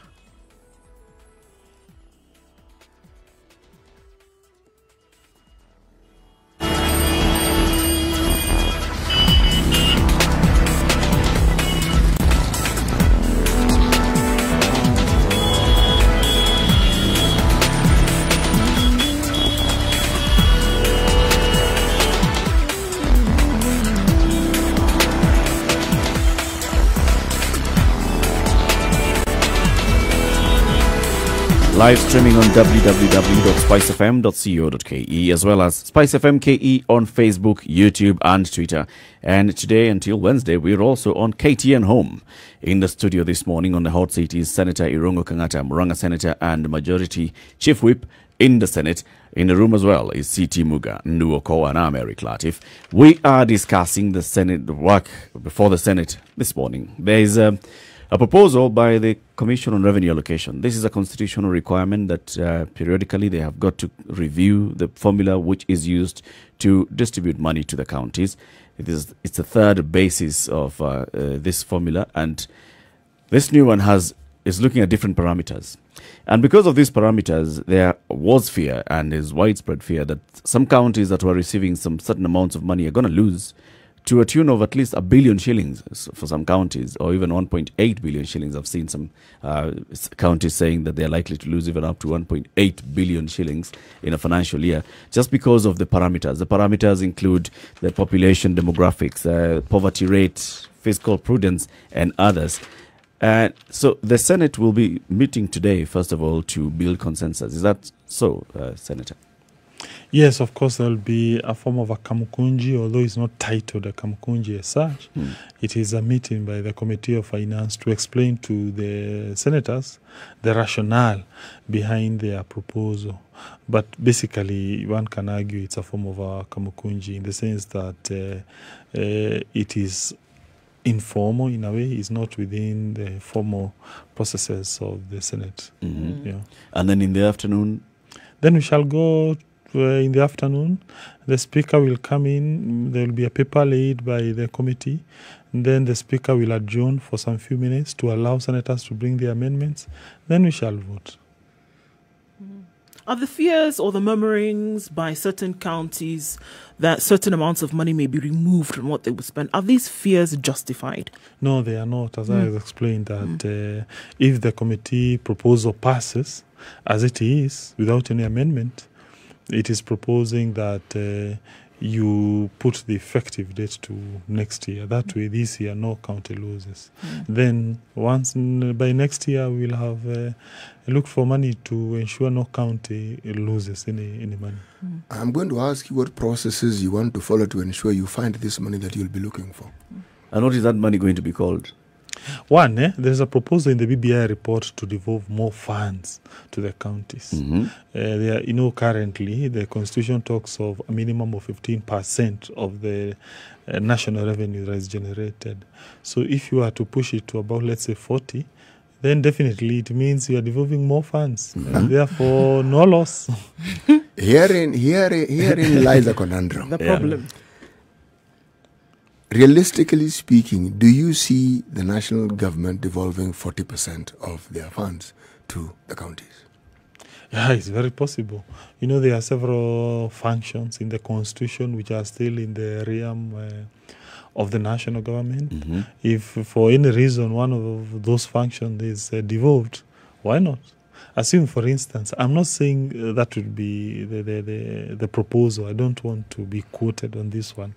But just take maybe some aspects of security, some aspects of education. I'm just imagining. It's possible. Some other counties, let's say, some other countries. It's okay to dream. Yeah, that's what I was going to say. Some of these things may be in the realms of dreams, Senator, because you talk about things being possible. Very many things are possible in this country, but unfortunately have not been done. As we look at it now and we look at the sphere of it, many things are possible. A stellar education system is possible. Stellar healthcare is possible if, the right funds are applied to these things, but they're not done for one reason or another. The Constitution as it stands states, and you've said so, that the devolved amounts that should get to the counties should be at a minimum 15%. Yep. How often does the national government actually devolve that 15%? Oh, incidentally, it devolves more. I think twice of that. Yeah, in fact, it devolves twice of that. In fact, I do not know of any year the government went below 20%. So we have been devolving that. The issue is there are more functions which are still in the hands of the national government. Mm-hmm. So meaning for you to achieve a situation where more funds are being devolved, you may need to transfer some functions from the national government to the counties. There's devolution, there's government committing. This 20% you speak of, does it actually ever get to the counties? Yeah, it does. In fact, there is no single day where one can say that certain amounts of money do not reach their counties in a financial year. No single year. In fact, what has been there, which I would concede, is some delay. Let's say, for instance, that money was expected to be sent so it's delayed in January. It is sent maybe in on February. the 15th of June. No, in February. But I can tell you, no single year any county can say, hey, we were expecting this money, we didn't get no single year. You know, when counties are put on the spot over absorption of some of these monies, they say the money arrives so late that it's towards the end of the financial year. And there's no time for us to do any kind of development work within the county because we received the funds when the year was coming to an end. So does it really work when the money comes when there's really no time for you to do anything with it? No, it's not true. Again, that's not true. Factors that make counties not to get money promptly are usually many, and the reasons are usually diverse. One example, you can have what we call under-collection in a certain month. Remember, by the way, people must understand how a government budget works. Unlike our budgets at our family setting, often you usually keep some money aside, then you spend. Government doesn't operate that way. Government tax and spends immediately. You don't have a reserve fund to go and pick money to give somebody else. No. It is you tax in a month, then you spend it. So we don't have a sovereign fund, so to speak. Yeah, we don't, by the way. And even if it was there, it doesn't, no country, to the best of my knowledge. It's not the one that you budget for. Yeah, it's not the one that you usually... It's an emergency fund. Yeah, so meaning, generally, governments usually depend on how fiscally a country is performing that month. So for any reason, let's say, like now, we are in the COVID lockdown. There are no people who are going to pay their taxes, to return their income tax. Companies are downsizing. Where will you get that money that month? Where will you get that money from? So meaning, like those 2 months we had under collection, it means also the government receipts in terms of revenues, there will be under collection. So, but because there is a constitutional imperative that you must give counties X amounts of money, it means, in fact, by the that concept is provided for in the Constitution. If there is under collection, it is the national government that bears that burden. It is not the counties. The money by the counties is usually protected by law. So if there's under collection, it means fewer roads will be made by the national government. It will mean fewer police will be recruited in that year. It can forego some of its projects, exactly. but it must send money to the counties. How then, I find this puzzling, really. How then is it that every so often we hear of pending bills not being paid, and the back and forth lands on the feet of the national government? They did not release enough funds. Not that they didn't release funds. We now have COVID, and counties are being required to ensure that they are able to cope with the disease should it surge in their counties. And reports that we hear, very few counties are actually ready. So, where is there this imbalance? Is it a figment of the imagination of the counties, or is there something that there's a difference between the amount that is proposed and it actually being delivered to the counties who need it? As I said, that there are a myriad of reasons which makes counties not to receive money promptly. By the way, some of them is attributable to incompetence by various county officials. It is true. There's part of that as well. Yeah, of course. Let me give you a good example. You know, you're supposed to requisition the national government, and there is an entity we call control budget. So you must prepare your documents, take them to the control budgets for approval. Once that happens, those documents are then taken to the central bank. Then that money is wired to your account. So some counties don't prepare those requisite documents. They don't even have competence to prepare those documents. Some even are led by governors who don't even have that knowledge of those processes. Yeah, it is true. So you find either there is delay in making those documents, or they make documents which go to the control badges and they are rejected. You see, so all that process then disrupts service delivery. Where does the Senate come in such cases? You're the protector of devolution, and also you are the ones who are set there to ensure that counties are doing what they're supposed to do to deliver services to the people. Often that report would be made or brought to the attention of the Senate through what we call audit report. And you know, audit is usually a last stage process in the entire accounting cycle. So meaning there'll be those problem of under-absorption of funds. So then auditor will come to your county. He will then, ask you, can you give me your documents? He will realize, you didn't requisition 2 billion. Yeah. Yep. And then he raised that issue. You'll be given an opportunity to defend yourself. In fact, personally, I'm now a member of what we call CPAC, a committee, Public Accounts Committee of the Senate. So the auditor will come to your county. He will do what we call an entry meeting. Then once he looks at your books, he will then do what we call an exit meeting. After that, then he will give you what we call a management letter. Then he will give you a draft report. All those are opportunities for you to respond, to explain why didn't you requisition for the development, for the 2 billion. You will say, I don't know what. You will say, I don't know what. If you don't give a sufficient response, you'll be brought before the Senate. Again, the Senate will give you another opportunity to explain why didn't you requisition this money. If you don't give in a reasonable course, then Senate will do what we call recommendations, which may include you can be arrested, maybe that you have violated some law. We have governors currently facing charges, criminal charges. Example include the Busia governor, the Samburu governors. All those who are arrested based on the reports from the Committee of Public Accounts Committee of the Senate. Yeah, we can also recommend you can be surcharged in the event that you have stolen money. So there are several ways for. And when you notice that the kinds of incompetence that you described, you know, maybe lack of capacity by the county executive or even the governor, what recommendation would you come up with in such a case? Yeah, we can recommend investigation by other investigative agencies. Particularly in instances of where it's an issue of stealing, incompetence, we can censure you. You see also, there are some forms of incompetence which are political also. You know, also you're also elected at the end of the day. So ideally also, you should be punished by wananchi in a way also. Senator, so it depends. Senator, I just want to, the incompetence also that I want to go to is you mentioned something like, you know, inability to craft a budget, for example, or to fill out a budget line properly. It bothers me because, you know, the custodian of a county should at the very least be able to do things like that.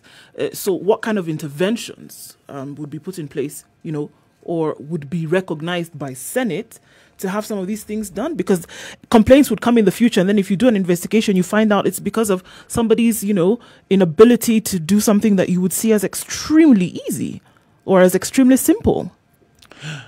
There are many remedial measures. We have remedial measures at the Senate level. We also have remedial measures at the county assembly level. Remember, CCs can be recalled by the county assembly. You know, CC is like a minister at the national government level. So meaning also we can nudge the assembly to take action and recall a person who is incompetent. And there are several instances I have seen CECs being recalled. They can even go to the extreme cases of impeaching a governor. Remember, the governor for Kiambu was impeached, and you can see some of those allegations were based on the reports that were before the Senate. So meaning there are several remedial measures. Other remedial measures are also political. the people can kick you out during an election. Yeah. But for that to happen, people need to be aware that this is what the Senate found. This is what all the other agencies found. The Auditor General found this.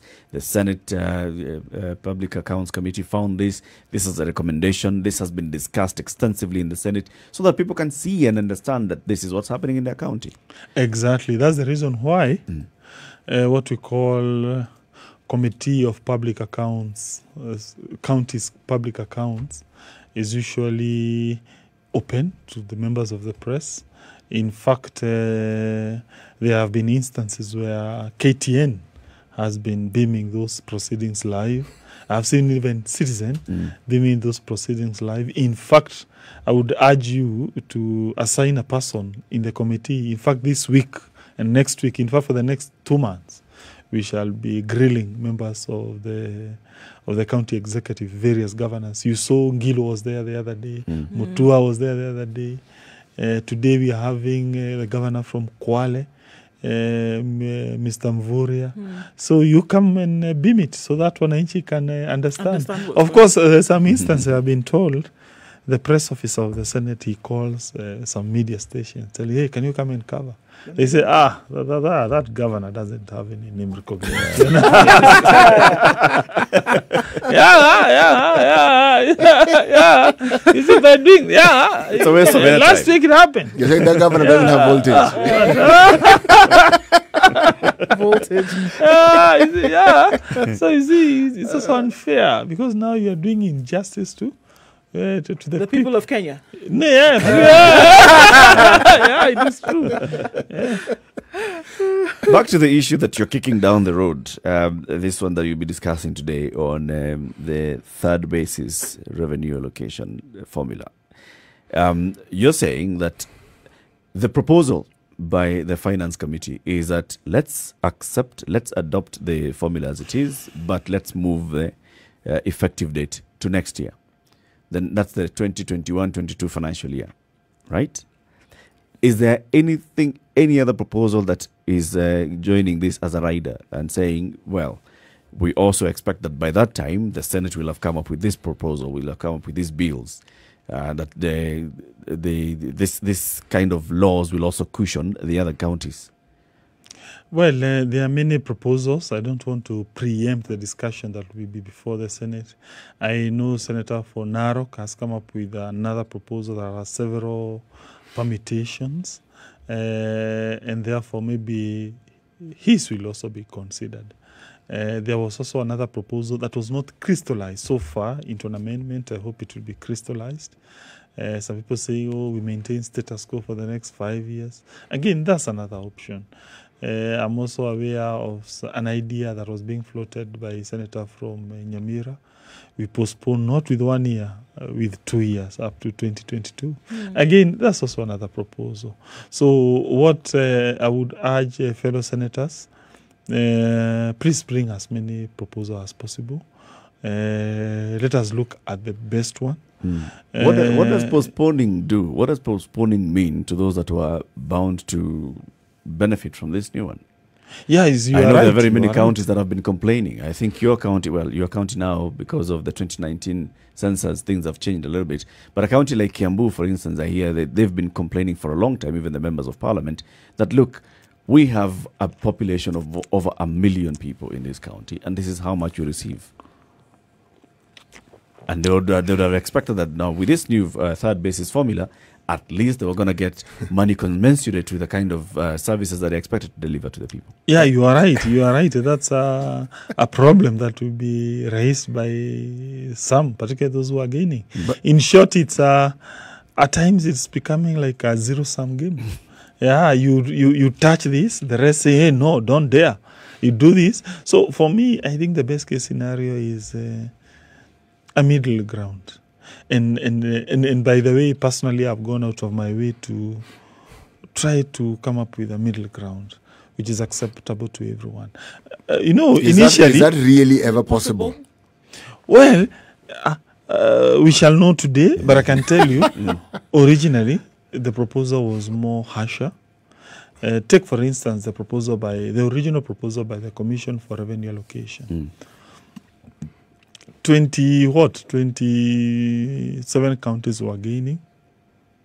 They were gaining, and about 20 counties were losing. So, secondly, this new proposal was brought in. Then we had 29 counties gaining, and now 18 counties losing. So meaning it appears more counties at least were now on the positive trajectory. But then again, we thought, okay, fine, 29 counties will gain, 18 will lose. What do we do? Surely, is that fair? And they are going to lose this year. Some will be losing about 2 billion. Others will be losing 1 billion. So another proposal was made. Okay, why can't we have counties assisting each other? If you are gaining, let's say, amounts of money, we reduce your gain by 50%. Then we give it to the losing county. So the gains are 50% of the originally intended amounts, and the losses are 50% of the originally intended amounts. So there was such kind of a proposal. By the way, it was even, that idea was even affirmed by the executive. In fact, the executive said, okay, I think this is a better proposal. But when we took it and we started to triangulate it amongst senators, we realized so long as a person is losing, including $1 million, he's not happy. Of course not. So meaning, so we thought, okay, to move this debate forward, let us maybe come up with an idea. Okay, we postpone any loss with at least 1 year, hoping the other year. That is called shirking responsibility, Wow. Senator. This is basically saying that, you know what, this thing is too hot for us. Let's move it. Let's kick it down the road. In fact, those who are proposing 5 years, they're thinking 5 years' time, I'll have gone, I'll have campaigned, I'll want to be governor, and then lobby in this house. I'll not be the one dealing with this. This is senators avoiding their responsibility. It is a tough time. It's a tough decision that you must make, but you must make it. Yeah, what you are saying is okay, but you see that's a form of Only okay, it isn't true. No, of course it is problematic. You see, you are talking of making decision just for the sake of making a decision, not taking into account here you are dealing with the real problems, real people's problems. Yeah, imagine you are a county of Wajir or Mandera or let's say Turkana, and then all of a sudden you are told this year you're not getting 2 billion shillings. Surely, 2 billion. It means maybe you'll be forced to downsize. You'll be forced to close down some of your services. 2 billion is a huge loss for a county within a year. What happens next year, Senator, when now the favorable conditions which you hope will have been reached are not reached? No, have worsened. Or even gotten worse. What happens? Because if you say now, we're not going to make this decision now because so many things are going on. There's COVID, the country was already suffering economically, etc., right? Those are not the reasons. The reasons are I do not want to be the one who passed this bill. No, but yeah, they and need go back we to my shall people. still be in No. office. You said very clearly now, Senator, there's some extra money that you would need, right? Hopefully that we'll find this money from somewhere. But because we can't do that now, we'll give it a year. So what happens in a year when the very high possibility of not finding that extra money or conditions don't change or conditions worsen? It's going to be another year then? What would happen? 4 things can happen to get that money. Number one, national government can stop some of its projects. That's a possibility.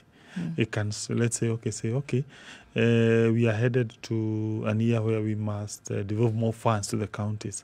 So we downscale some of our projects. That's one possibility. 2, dependent on the goodwill of the national government. Exactly, and we know how it is possible. Number 2, national government can also borrow money to give counties. From where? The Senator? Okay. Borrowing. Yeah, Go to borrowing again. Borrowing. Yeah, it can borrow. All right, Why so not? Okay. Why not? increase our debt. Remember, by the way, Increase the debt. Constitution. Okay. That's option 2. The Constitution doesn't give counties powers to borrow True. unless superintended by the national By the national government. So meaning, is also an option on the part of the national government. National government is in a very tight pickle already when it comes to borrowing. Well, it can borrow money. It can borrow money and give counties. Meaning the situation we're in, we can get deeper into it. Into that. Which means That's, so we'll those are number three. Those are two options Number dependent on the three. national government. But of course, everything is dependent on the national government. Number three. Number three, you can then, for instance, have the national income increase. It can increase. Within a year. Yeah, it is possible. We can collect more than a 1.6 trillion shillings. It is possible. From? It is possible. You know, it happens. I love this optimistic outlook. It happens. Senator has. Actually, All right. It happens. This is Let me give you. So that is I can three. give you the macroeconomic indicators. Okay. So far. We have seen exports have been increasing. People thought they would decline. Yeah, you know horticulture. As you have seen, there were several. it has resurrected. It is possible. It's a possibility. Let me give you a story to give this in perspective. Many years ago, you know, kings used to be judges, isn't it? Yes, they were the be all and end all. Isn't it? Yes. Every power was reposing in a. So one day, 3 guys were told by the king, "You are going to die." Isn't it? They had committed a capital offense, so they were judged by the king. They are going to die. So one of the guys said, "Hey, don't kill me, brother." He was told, "Why? Please give me 4 days. I'm going to make you a horse to start flying. You know, you're always fighting with our enemies. I'm going to do some magic, and your horse will be flying." So the guy said, "Okay, I give you 4 days." So the other guys who went now to die there and then asked the other guy, "Hey, why did you cheat the king?" He told them 3 reasons. Number 1, this king can die before the 4th day. And you know, it is the king who has the sole prerogative to sign death warrant. So if he dies before that day, me, I'll be free. You guys, you are going to die now. So it's basically buying time. Number 2, me, I can die of natural causes. And therefore, I won't feel the pain you're about to feel. Finally, you never know. I can do something, and the horse flies. It flies. The man had really opened his options. That's completely just hoping on a miracle. Let me tell you, in life. Hoping on a miracle. In life. Keep your options open. Yeah, exactly. Senator, thank you very much. Let's take a quick break. We want to talk about Kenya Ports Authority. They have a new portal, an information portal called Captain Cargo. And Captain Cargo is on kpa.co.ke /Captain Cargo. And what kind of information do they have? All right, so port tariffs, I think it's very important. Also, services rendered to vessels, services rendered to cargo. There's marine services from the little boats to the big vessels, the ships, etc., etc. Important to note that it's not the same services that are rendered across board. And so the portal gives information of just that. There's something they call stevedoring, discharging and loading cargo from and to vessels or the next mode of transport. So whereas previously you would not be sure what service was rendered to what particular kind of vessel, whether you were importing or exporting. And so all of this information now very clear, put out on the portal so that you're never really lost. Even if you don't have hands-on interaction with your cargo, with your vessel, at least you are aware of what's happening. And that information is very clearly on Captain Cargo.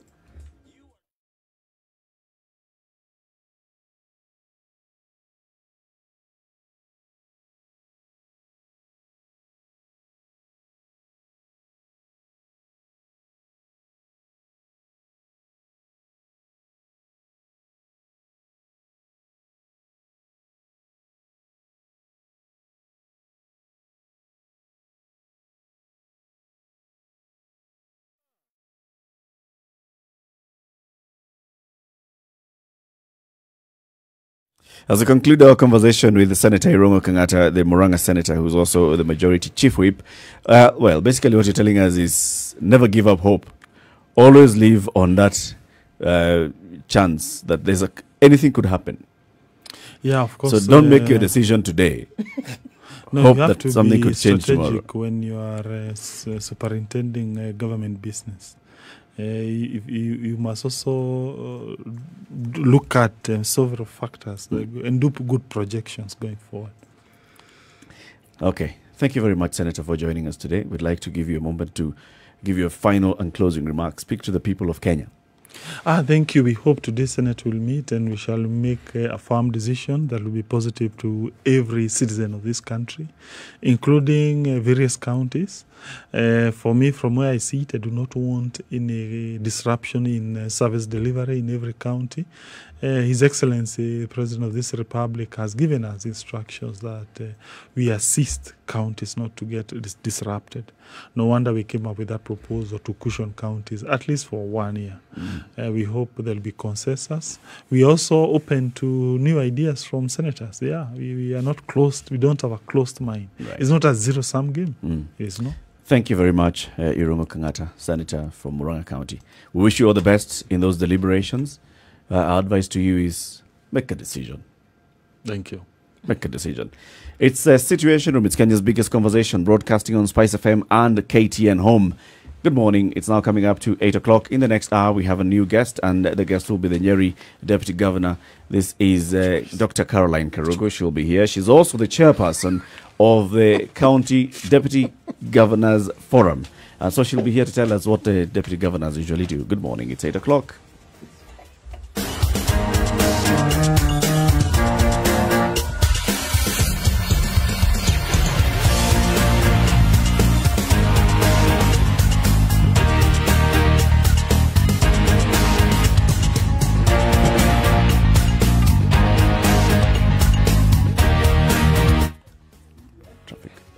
Okay, all right. Taking a look at what's happening on Mombasa Road right now. It's chock-a-block inbound, unfortunately. Plan your movement wisely is what we're asking everybody to do today.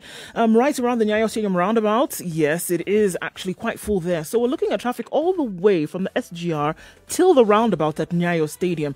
We're looking at the Juja stage as well. It's taking in and outbound traffic today, bumper to bumper. On Thika Road as well, getting into the CBD using the Pangani underpass. That's going to take you a while because the traffic has built up. We're right in the middle of traffic hour. It's a Monday morning and things are looking a little bit crazy wherever it is that you look at it. Help us out here, guys. Spice FM KE on Twitter. In case you see somewhere that you might be stuck or potentially for somebody else to find an easy way out, do share.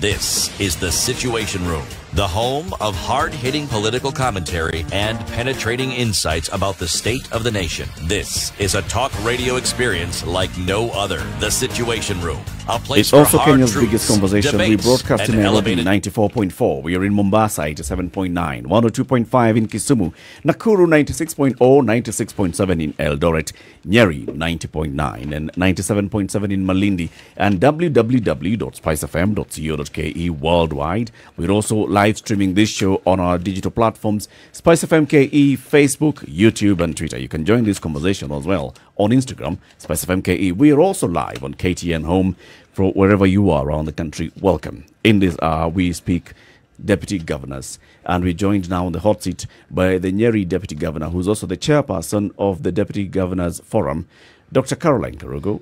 Welcome. Good to see you again. Thank you very much. Lovely to be here again.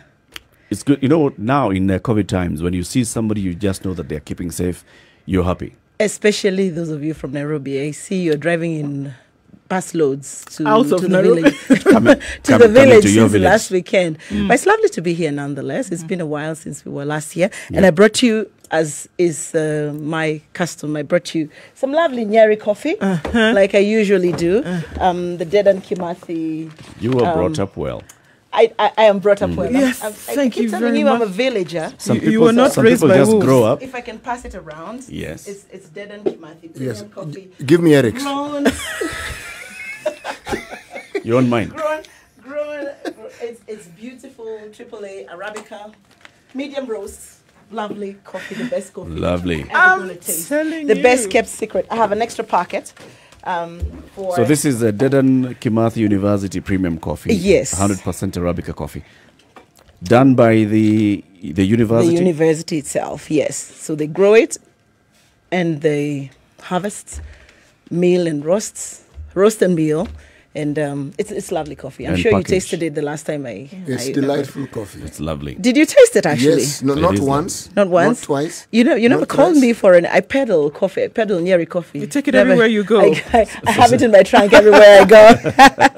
Good, lovely to be here. Dr. Karogo, thank you very much for the for good coming. reason Thank for you. calling. I will call you this time. Oh, brilliant. Now you Now have you an have a excuse. reason. Now you You're have more- an excuse. You're more than welcome. Dr. Deputy Governors. Yes. Now you're the chair of the Deputy Governors Forum. Yes. What's this forum about? Is it just a club of DGs? Well, the Deputy Governors Forum is a forum that puts together, deputy governors from across the country. And ideally, what we endeavor to do is create a platform for knowledge and information exchange and sort of inter-county relations within the country. It's a forum that's been there as old as the Council of Governors has been there. And we also look at seeing how we can support our governors to achieve their goals and their visions for our counties.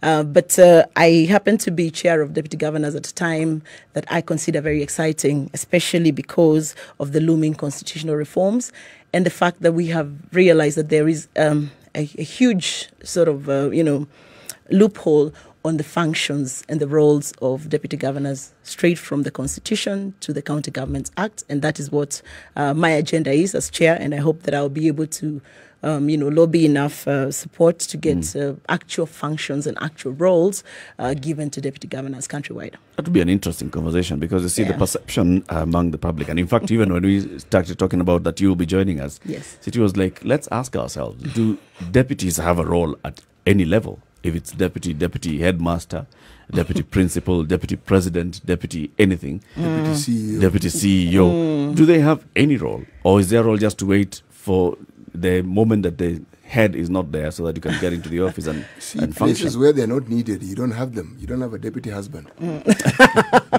Really? You go, I know, right? surprised. Yeah. Like Nduh says, you'll be surprised. So, the role of deputy governors is integral in devolution. And I mean deputy president, deputy governors. It's very integral in devolution in itself, and it cannot be underestimated. Just the amount of the amount of potential that, for instance, the deputies have, the amount of experience that they bring on board in terms of driving a county's agenda. So I think it's very important to have the deputies there. However, we need to then ask ourselves, so now that we have deputy governors there, what are they doing 8 to 5? And can we ensure that the Mwananchi knows what deputy governors are doing, 8 to 5? We're tired of being told that we are the people waiting for governors to die. We are the people hoping that engineering who are sponsoring impeachments. They don't really die often enough, do they? Muga, can you be nice? Now, so What do you do 8 to 5?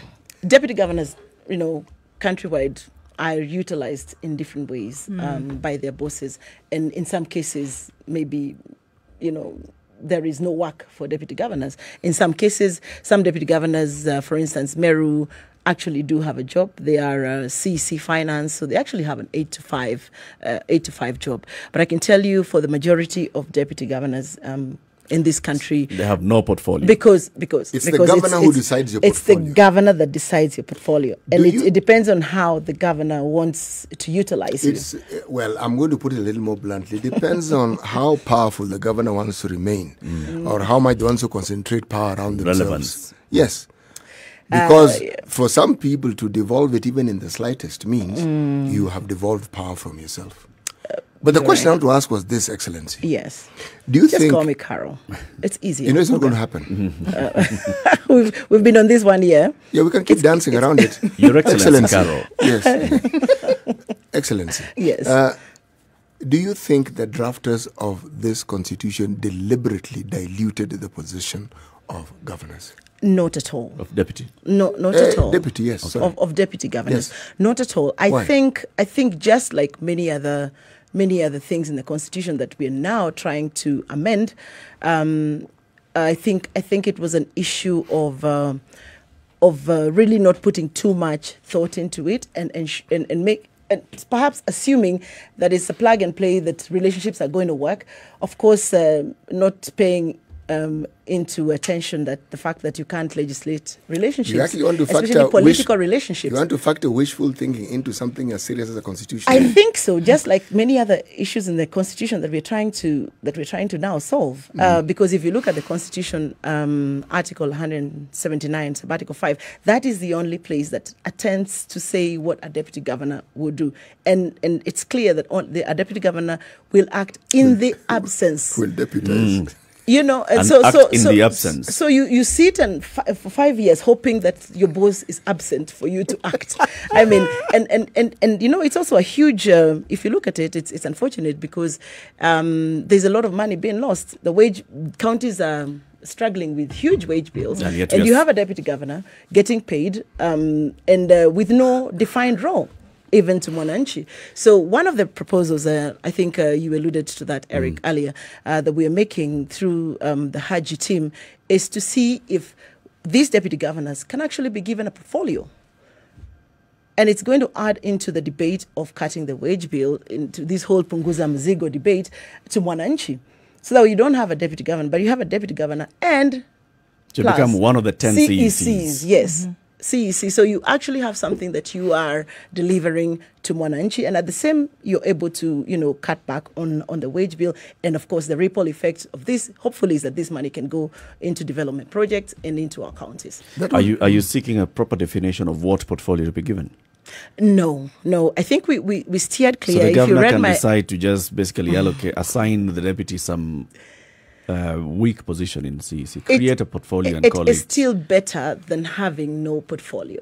Even if I don't know what a weak portfolio to you means, but whatever portfolio you want to call weak is still better than actually having no JD.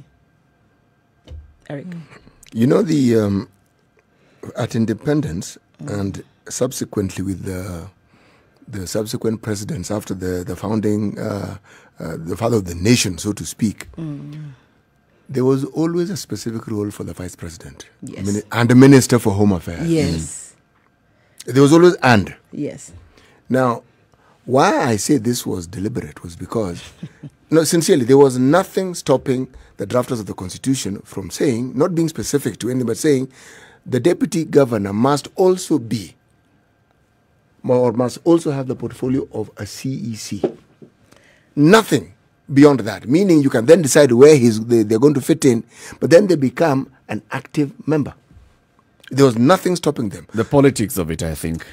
You see, when you have something like that, you're creating two centers of power. If you have a strong, and how is it that people choose their deputy governor candidates? They're looking at, what am I going to get from this person? This person is going to bring votes because they come from that other region where I don't have strong support, so it's balancing it out. What mileage could they push in and for that mileage. Yeah. So you have this person who's coming and they also have a position that is clearly anchored in law. Then you're basically saying that you are likely to have increased conflict between the governor and the deputy. Eric, you know, conflict. Already, the deputy governor's position is secured in that the governor cannot fire this person. Eric, there are two things here. One, there is the governor specifically asking for someone who has the role that you've mentioned very clearly, but also someone who they probably think can't possibly threaten their position. Yep. That's one. Two, there is also the small issue of when you consider having a deputy and you are a governor, or if you're a crafter of the Constitution, this, believe me, is thinking that tends towards being negative, as Her Excellency had mentioned. But I get the impression that some of the drafters who are now politicians and some of whom are governors had themselves envisioned their being in those positions and wondering what it is that they would like. Well, Muga, I guess if we sit here and really think about the past, it's good. It's a very depressing story. And that's why I want us to look at the looming constitutional reforms. Granted, the County Government Act actually canvasses in Section 32, tends to give functions of a deputy governor, but still doesn't really detail the functions of a deputy. Does this person have a portfolio? Or, they only go, unlike the Constitution, it goes deeper to say, that this person cannot fire in the absence of the governor, and this person will actually be principal assistant. But even that is, by and large, vague, and that is why my bid is take advantage of the BBI time to canvass some of these issues and bring them to fore. How then can we empower our deputy governors, ensure that they actually do have a portfolio? So it's been a journey from the Constitution to the County Governments Act, and you saw the more common bill, just passed last week. So I think we're making steady steps. What was the more common bill? Well, I think mostly it was about replacements, nomination of a deputy governor in case what happens, for instance, in Nairobi happens to any other county, and the governor refuses to nominate a deputy governor. So now at least we have, a guideline to that, so that the next conversation is that when these people are in office, what are they actually doing? Now, the thing is, what you all don't know is that I think deputy governors is the biggest pool of most experienced experts in this country. I mean, I have professors of physics, I have professors of math, we have doctors of finance, doctors of agriculture, we have engineers, teachers. It's a fine mix of wonderful expertise that is just sitting there. She ignored that. That is just sitting there and, sort of being underutilized for, by default or design, being underutilized.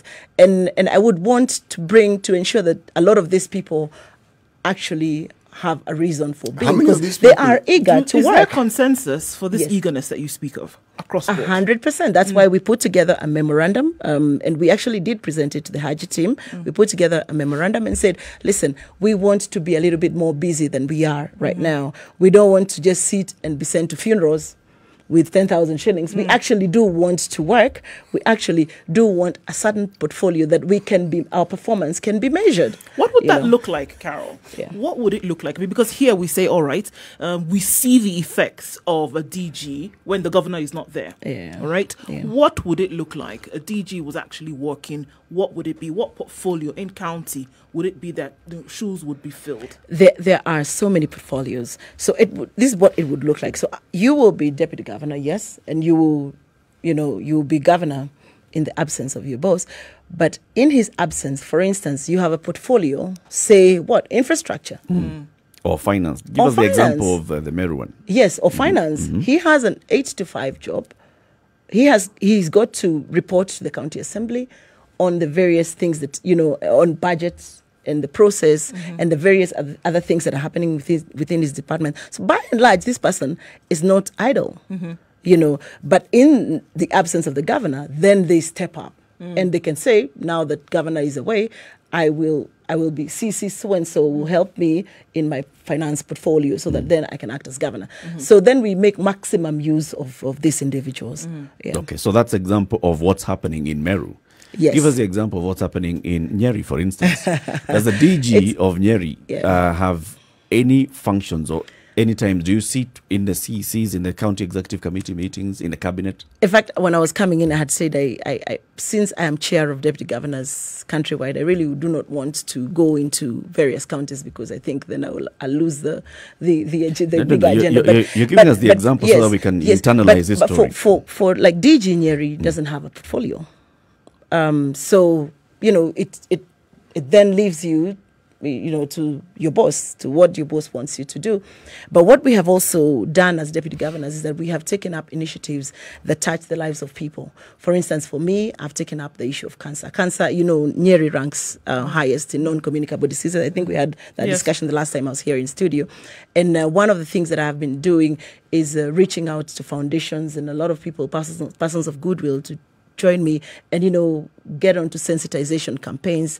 And we've seen a whole lot of people, about almost 40,000 people, being screened from such efforts. So deputy governors, I know that Rakanithi has taken up environment, and he's putting together youth, and what they're doing is coming up with nurseries and giving seedlings. So we have actually also learned how to survive within the environment, that if you're not given a job, then you find, for instance, a charitable cause to keep you going. Champion. Yes, to champion. Yeah. Sounds like a first lady's office. Yeah. Well, I don't know what my male colleagues would say about that, but It's still a first lady's yes, still a first lady's.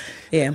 So you presented the proposals to the BBI team. Yes. And the proposal here is that you'd like DGs to also have a portfolio. Right. Specifically in law. Yes. So you come in knowing that your governor is going also to appoint you into a certain portfolio. Yes.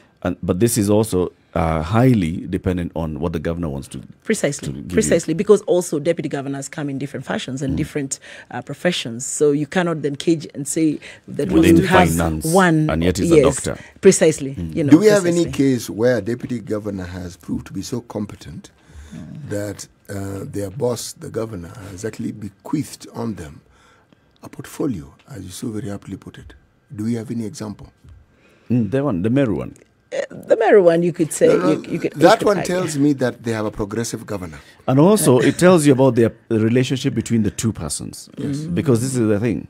When all these professionals that you're saying are serving as deputy governors across the country, serious professionals, Professor in Mombasa, you've got Dr. Karogo in Nyeri, you've got, now we have the DG who took over Bomet, who was also very experienced people. When they're accepting to run with this person, to seek the ticket, what do they think? What's running through their mind? I mean, you already know, you're, like you're saying, this is somebody who's really exposed, so they know, right, I'm not going to have any job unless this person assigns me a job. Right. What's in their mind? Beyond political aspiration. It's hard to talk about what's in people's mind, but what I can say informally, what do they tell you? Politics is politics.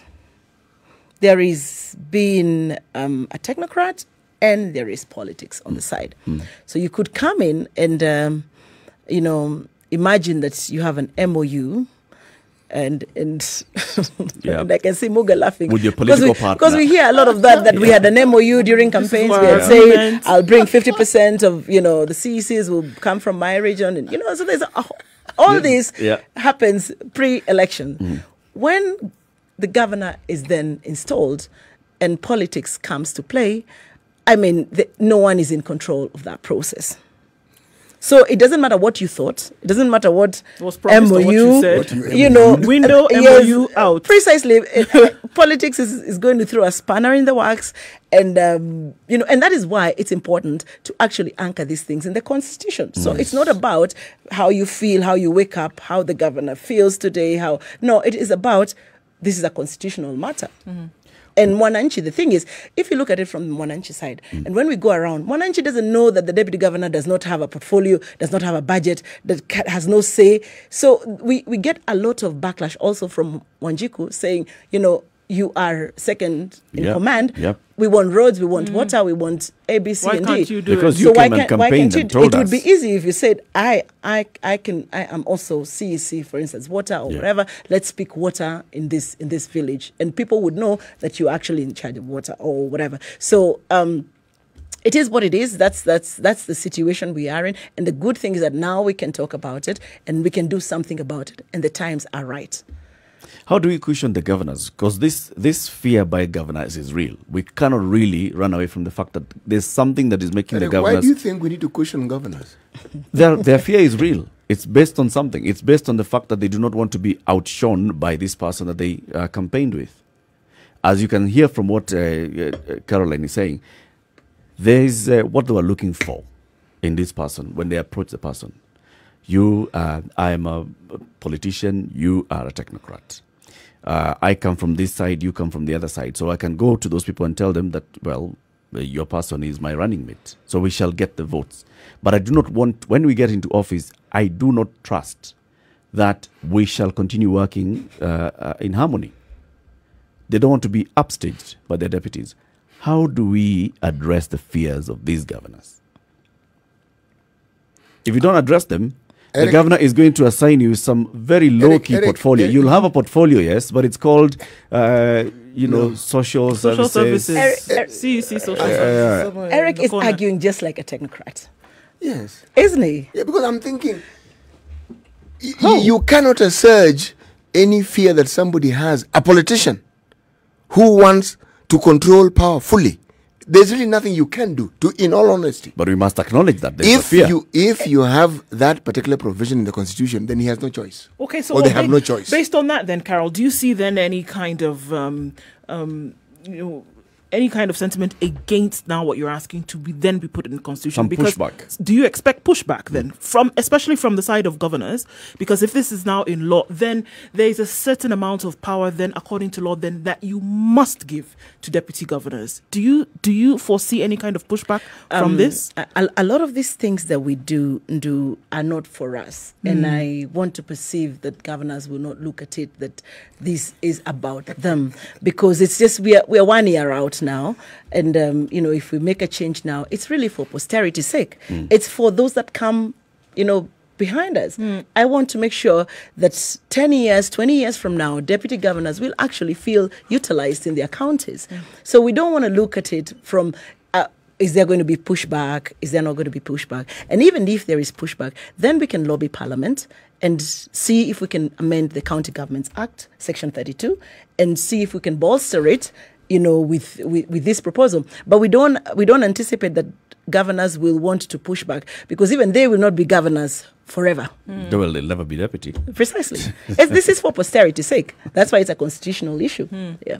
We'll continue this conversation shortly, because I still feel that you guys are running away from a reality that is confronting you right there in your face.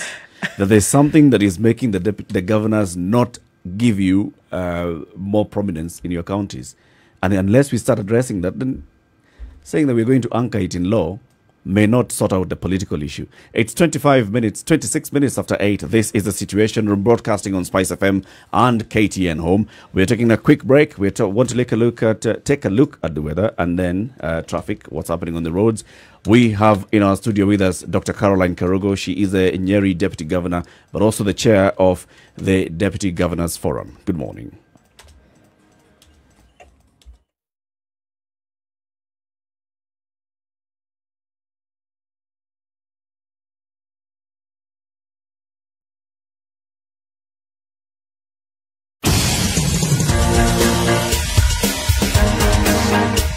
In Nairobi, it's at 13 degrees, looking like cloudy conditions throughout the day with highs of 24. In Njeri, 19 degrees the high, and likelihood of rain in the afternoon with lows of 12. Nakuru at 13 degrees is partly cloudy this morning, highs of 21 with a wet afternoon in store. 13 will be the low. In Eldoret, thunderstorms expected for the afternoon, highs of 18 and lows of 12. It'll be a wet afternoon in Kisumu as well, highs of 25 and lows of 17.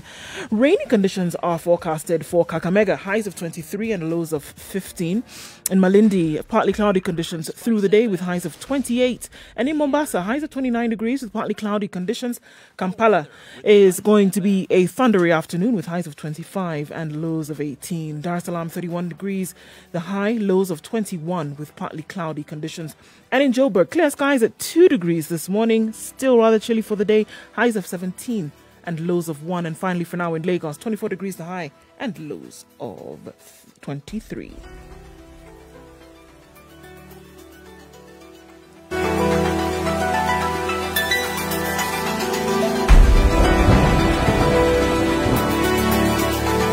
All right, still looking at a situation on Mombasa Road, still bumper to bumper is what we expect now until about 8:30, 9 o'clock, which is where we are right now. It'll open up in a short while, that's for sure, as people get to where they're going this morning. Nothing major happening coming from Westlands then down into the city centre.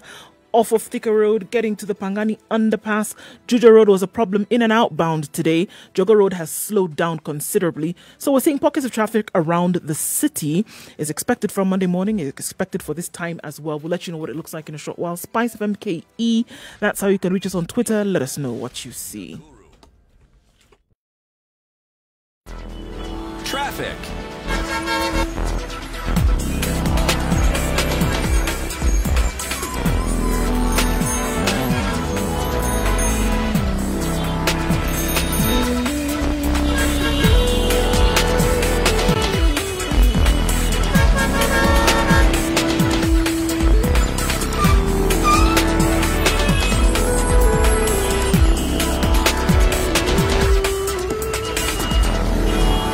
Conversation continues at 29 minutes after 8. It's the situation. Kenya's biggest conversation, broadcasting on Spice FM 90.9 in Njeri, and your Deputy Governor is in the studio. She's also the chairperson of the National Deputy Governors Forum, and we are discussing the role and functions of deputy governors. We know that, this is not anything that we can hide. We know for a fact that deputy governors are, for very many counties around the country, idle. I've tried to look for another word. I just didn't get any other That word is gonna get in trouble. Because she used it at some point. No, but Eric, I wouldn't say they're idle. I wouldn't say they're idle. Mm-hmm. Are they gainfully employed? I don't want to digress. This is what I wanted to say. Right. If a governor was previously a very active and committed politician, and even if he wasn't or she wasn't, what they do is they learn very quickly on the job. What position, not of equal but of similar importance, do you think they emulate? That of the presidency. Yep. And when the governors realize just how much power they actually genuinely have, unless you're a very unique person, that thing will shoot straight to your head. Straight. And power will revolve around you and the acolytes you have around you. Your deputy, not even by design, will just probably be put aside. But there'll be this group of people who knew you before God knows when and who have been with you, who will be running this county. The deputy will be referred to from time to time. We'll say, oh, there's a deputy. Okay. No. Yep. Somewhere. Do you think it is odd that you hardly know of any deputy governor? Hardly. No. It's not odd. Because that space has been hogged fully by the governors. They want that power to revolve around them. And the reason why is because the amount of money, among other reasons, that counties get, it's an enormous amount of money. So does it change? Because look, Carol, by the time an individual comes to you and says, oh, Carol, fantastic, PhD in finance, this, that, the other, there's something that we want, to be put on board, to be able to govern the county of Njeri, for example. Somebody comes to you and there was something at that point about you that was appealing in terms of how you're then going to be able to govern the county. So are we saying that along the line that this appeal was lost or is just not regarded? Politics happened. Right? Yeah. So then again, the county focus then is out. Not county, that governor focus. No.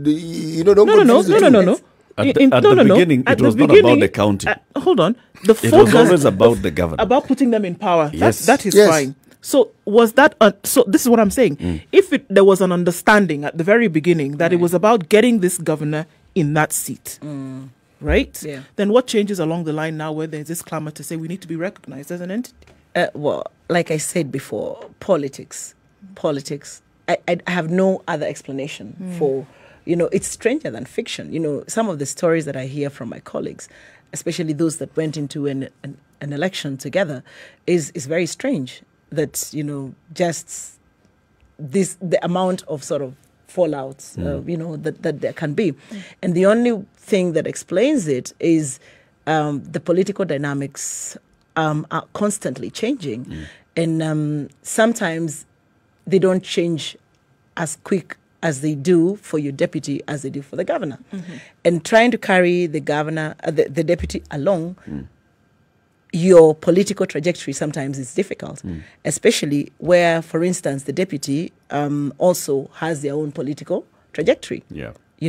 And we see this especially in counties where both governor and deputies are politicians. So one of them, for instance, this time is in Tanga, the other one is in this other one. Yes. So we see a lot of that disparity. But it's really just politics. And my heart actually just leaps for the people that we serve, because the people that we serve really don't care. They really don't care about your political dynamics, about the fact that you don't like each other, the fact that those are non-issues, and really should not stop the service delivery for Wanjiku.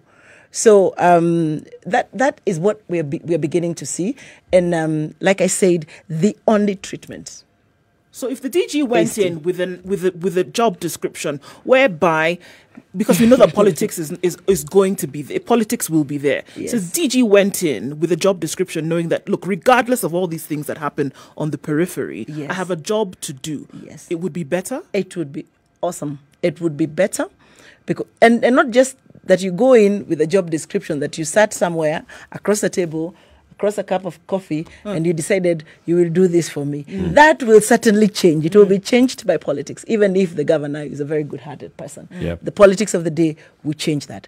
It needs to be anchored in the Constitution, that you will actually have a portfolio and you will actually have something that you're delivering to Wanjiku. So then that way, it doesn't matter what side of the bed any of you woke up, we have something to deliver to Wanjiku, and deputy governors feel utilized, in their communities. She's really polite. She's really, really polite.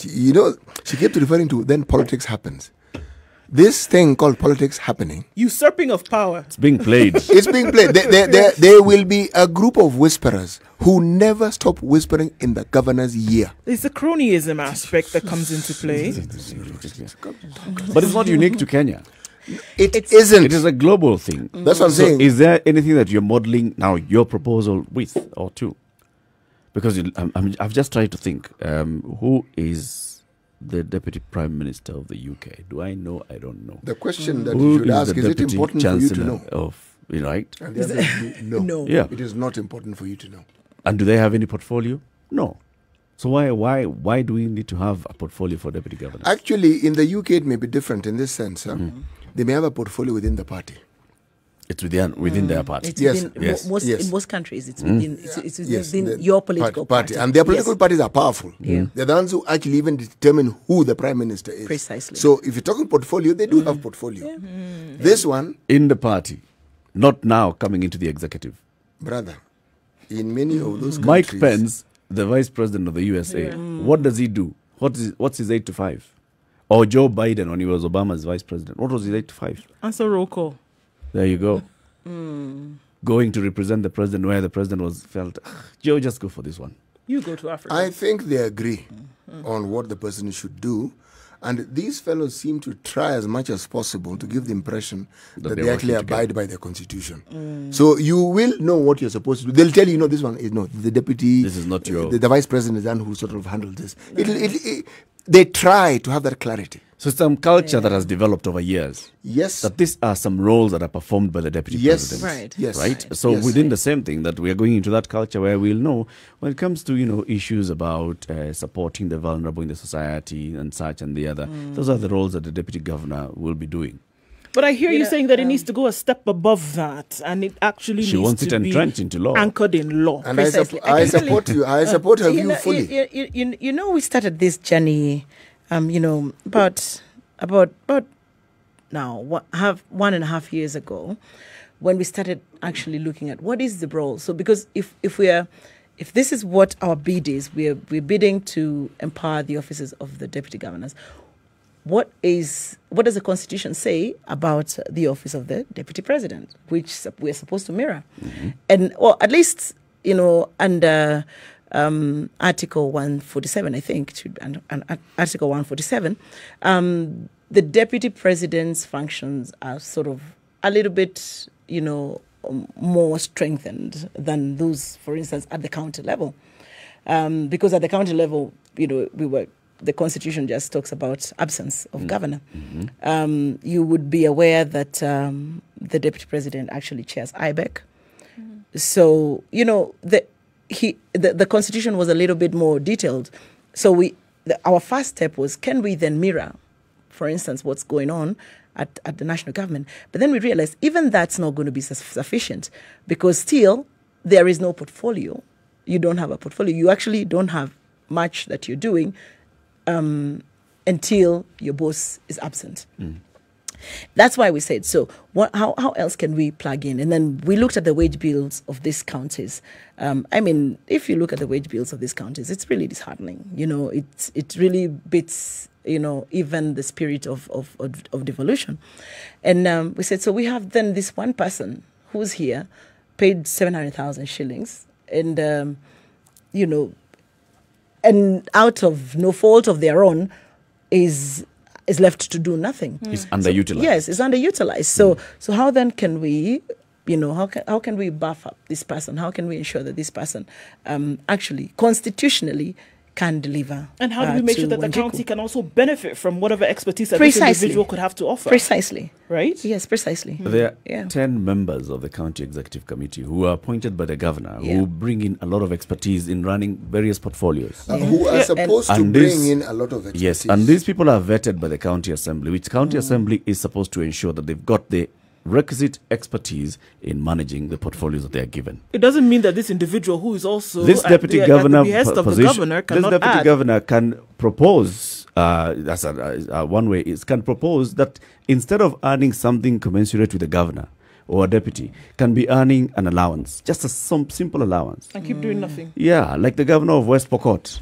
Go to America, work in America, live in America, but And you your know, deputy, the day you are required to come back you will home, come you'll here. come back home and you will serve as acting governor.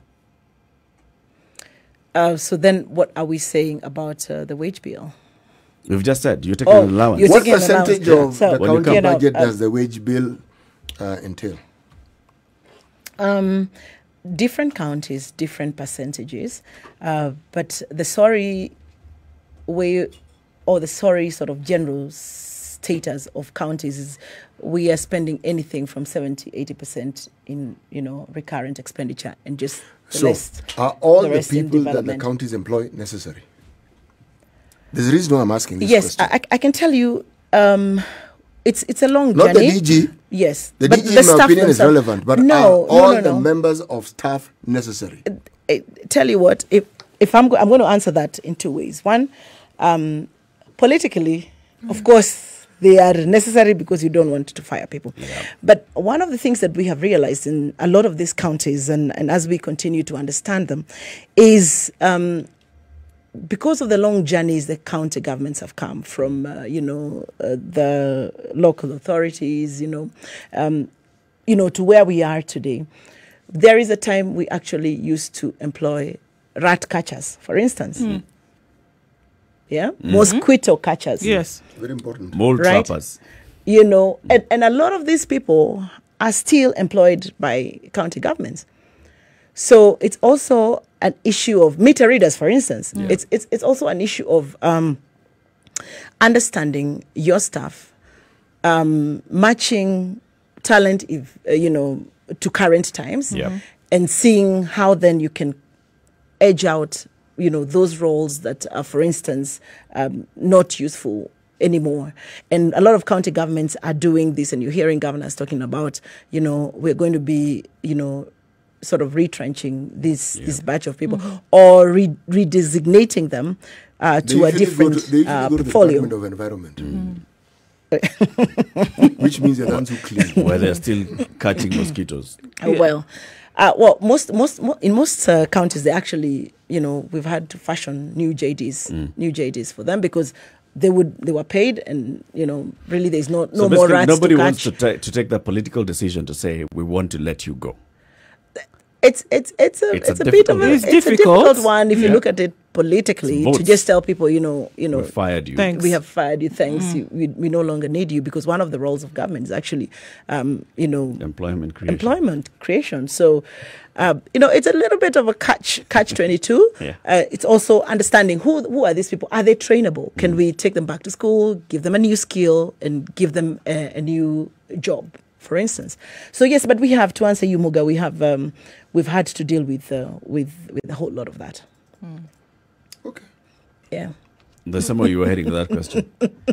I will decided to divert. The wage bill and the importance of that wage bill. You see, the same politics that ensures that deputy governors are rendered close to useless it's the same politics that keeps people employed. Because you will find there's always a complaint within counties that most of the employees come from a certain region. Yeah. They're aligned to a certain person. And where getting rid of people becomes a problem, it's not that they've been gotten rid of, but others are then employed in their place. And then they come again from a certain region or they're aligned to a certain politician. Right. That's where the problem comes in. So politics always takes center stage. Not this, what takes place is the talk of development for Wanjiko and her cousins. But the reality is politics takes center stage for the governor and the acolytes around him. Having sat in that position, Carol, and talking about that, I mean, you talked about it yourself, that politics, plays here heavily. Right. Can we see a situation, just from your experience and even what you're suggesting now, moving forward, whereby it can be different? Can it be different, whereby politics will not overshadow the work that would essentially be done? That's exactly what I've been trying to say the last couple of minutes. Yes, it can be different, because it can be different if it's anchored in law, in the Constitution.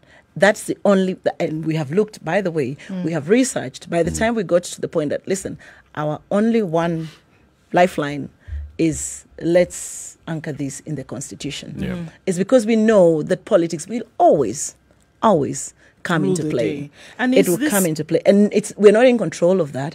And even if, like I said, even if the governor is very, a very nice Kind-hearted. person, kind-hearted, when politics comes into play, it will come into play. And a lot of these things will fall through the cracks, and you will continue having, underutilized government officials who are highly paid. Was the BBI and the changes then that would be brought about by this then the only throughway?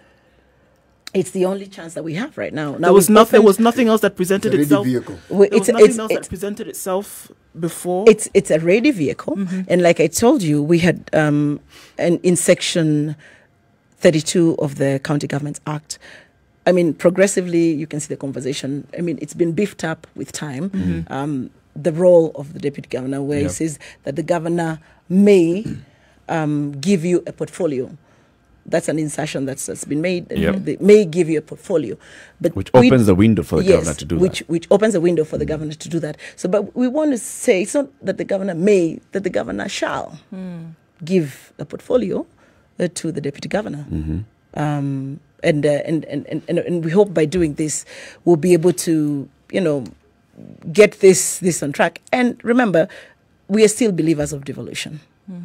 Well, I think what Eric is trying to tell us is to lose hope on devolution. No, And no, say, no. okay, Accept an allowance and so relax. accept an allowance. There's absolutely leave office. nothing. No, that I've would be said killing that the implies that. essence. You see, the essence the of role of the devolution. deputy governor is an insurance premium. Basically, you're there as the insurance for the county. But then the That there shall not be a the vacancy premium then is unless your very office expensive. Is the yes. premium is very 700,000 shillings a month, and that's why we need to look at it some hell of differently. insurance. So we don't have to give this premium at that high cost. We're basically saying that you're an insurance No. policy, you're there, and we know you can continue working wherever you want to work. You're a finance professional, Carol, you can be working in Nairobi, finance professional. The day that the deputy governor calls you and asks you, oh, Carol, can you, the governor, calls you and says, could you stand in here and that, and could you take up this role? Then that point, you sign up and you get an allowance for that. The rest of the time, essentially, you don't have you're to. killing Just devolution. like- You're clawing back on just devolution. like, if you let me finish, we have been pushing for this issue to have commissions that are not permanent commissions. Yes. It's the same thing. No. There is No. the same They're way not we the same say thing, Eric. it's an insurance policy. You will be there when called upon. We know you will be ready. Commissions don't run counties. The governor runs county. The Precisely. deputy governor is sitting behind, waiting for the opportunity to run a county. No, Eric. At the moment, no. he or she is not running this county. The deputy is a useful member of that particular government, useful in that they may actually have some qualifications that warrants them having a certain position within that county government so that their contribution can be real. Yep. Deputizing is vague. Yes. It's ambiguous. Yes. Okay? But in our case, Deputizing is not vague and ambiguous. Oh, no. In the case of the government, county government, you see them. It is very clear. It What do couldn't they get do? more ambiguous. When the governor is not available, then the deputy steps These guys in. never go on leave. Yeah. Have you ever heard of a governor going on leave? And that's it. Have if you ever heard if of a they're governor not going going on on leave, leave? that's fine. The deputy is not required. Eric, that logic is something you have explained to me, because the point that we have here is the may point. The may part, that the governor may assign some duties or portfolio to the deputy. That's even vaguer. So That's even bigger, because it could be an issue of when they feel when like they it. feel like exactly. Or they don't feel like if the governor, if the governor feels that yes, that you've talked about, or this person brings in something that we can use in the county executive committee, they assign that person that duty. In the meantime, you are an insurance. This is the same argument that MPs have been using to say, you know, our role is to bring development to the people because people expect development. So give us CDF. And we keep saying no. Your role is to go to Parliament and legislate. Let me say this to you, Eric, so that, because I think we risk looking at this conversation from a very tactical point of view, from a very clock in, clock out point of view. What is the deputy governor doing when they clock in, clock out? To a more strategic conversation, these counties actually have CIDPs. They actually have a vision of where you want to go. One person is the leader of that vision. It's important to have a partner or a second person who also buys into this vision and is then able, even for continuity's sake, is then able to track the vision. This is where we are. This is what we have achieved for Mwananchi, and this is where we are going. So you cannot then say that you do not. I come and I do whatever I'm doing. Whenever I consult, CEC, or I have another job, meeting, and I take an allowance, for instance. You shall receive reports. You shall do all those things. It's but got you do to not be a need continuous thing. Your heart has to be there. You must buy into the vision of where strategically are we going with this county. But Eric, did the Constitution envision a part-time deputy? No, you can't give the rapporteur position whereby you come and take notes every time there's a conference that's called. I mean, for crying out loud, there's a reason why you pulled this person in. What do you think the Constitution envisioned? You see, as far as I can see, the drafters, and this was actually what I preambled my conversation on, seem to have deliberately diluted the position of the deputy governor. That was my position. Yep. You see, they seemed to have missed out a key component in having designated positions for such a person, in that you create an even bigger platform for checks and balances. See, people look at it as a threat. It's a check and balance. The moment you have a deputy who has a clear role in government, yes, there may be a threat to you in that they may outperform you, but it means then you have to up your game. Pull up your socks also and make sure that you're always at the top this when one, it comes the to governors, performance. why do you think we have such dismal performances from so many of our governors? Nobody's There's keeping anybody in check.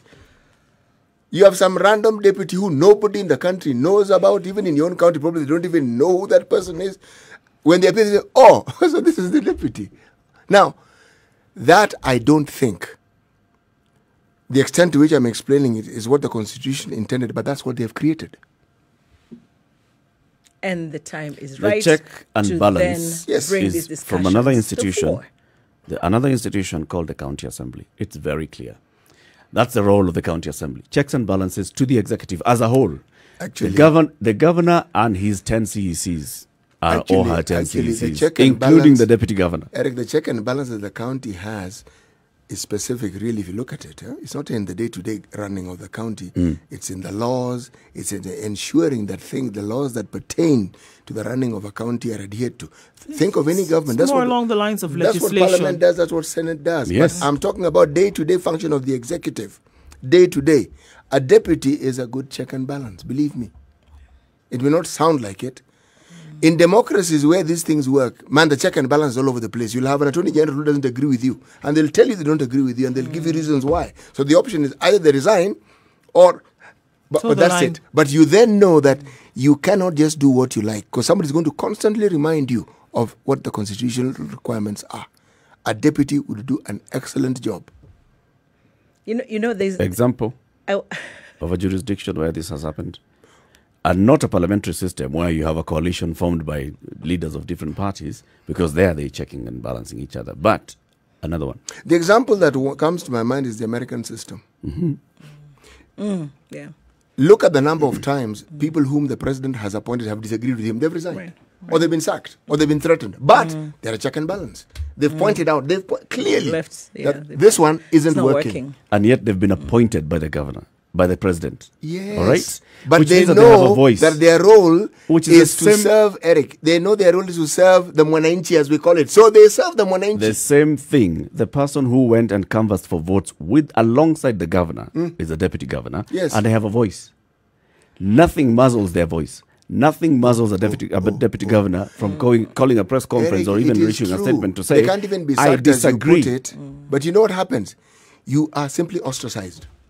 You are left in the cold completely. Now, can you imagine if you had a the portfolio, you'd still cronyism be that you talked ostracized. about, the cronyism doesn't center around the DG, for example. Who are you going to call and on what platform are you going to be speaking? Calling a press conference on what platform? As a deputy For governor. example, saying what? You are the deputy governor. You are calling out what you feel is not going right with the government.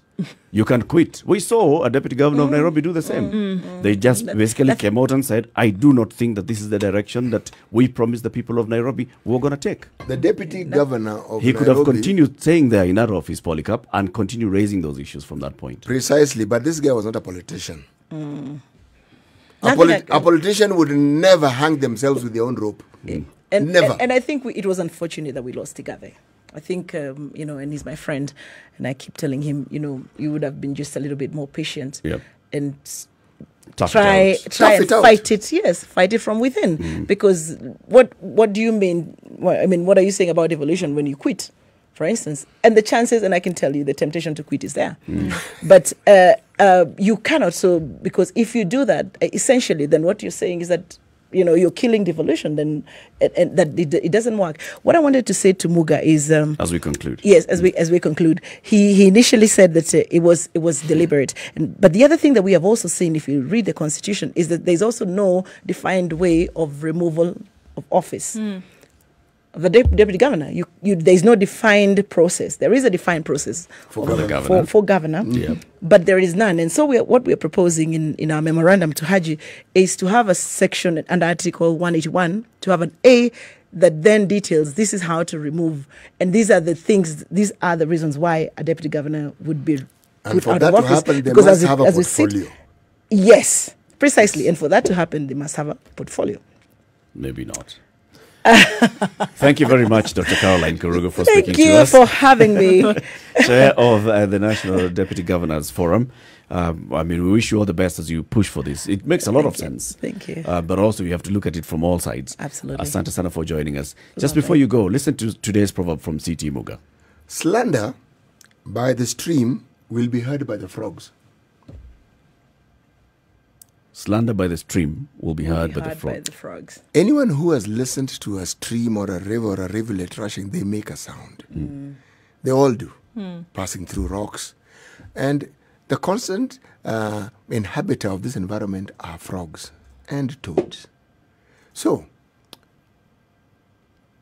because of the proximity and because they live in that environment, I think whatever happens to that stream, whatever noise, whatever sound it makes, they will hear. They will hear. Yes. Indeed. See, we are the frogs here. You're great. All the sounds. Whatever is happening in this stream. Thank you, Carol, and thank you very much for bringing Please to enjoy us the Njeri this. coffee. And Thank you just very know much. if you Dead need and an extra Kimathi packet, University. always happy to bring you a fresh one. Fantastic. Lovely. Wonderful. Lovely. Thank you. Asante sana, and thank you very much for everybody tuning in on KTN Home. Thank you very much.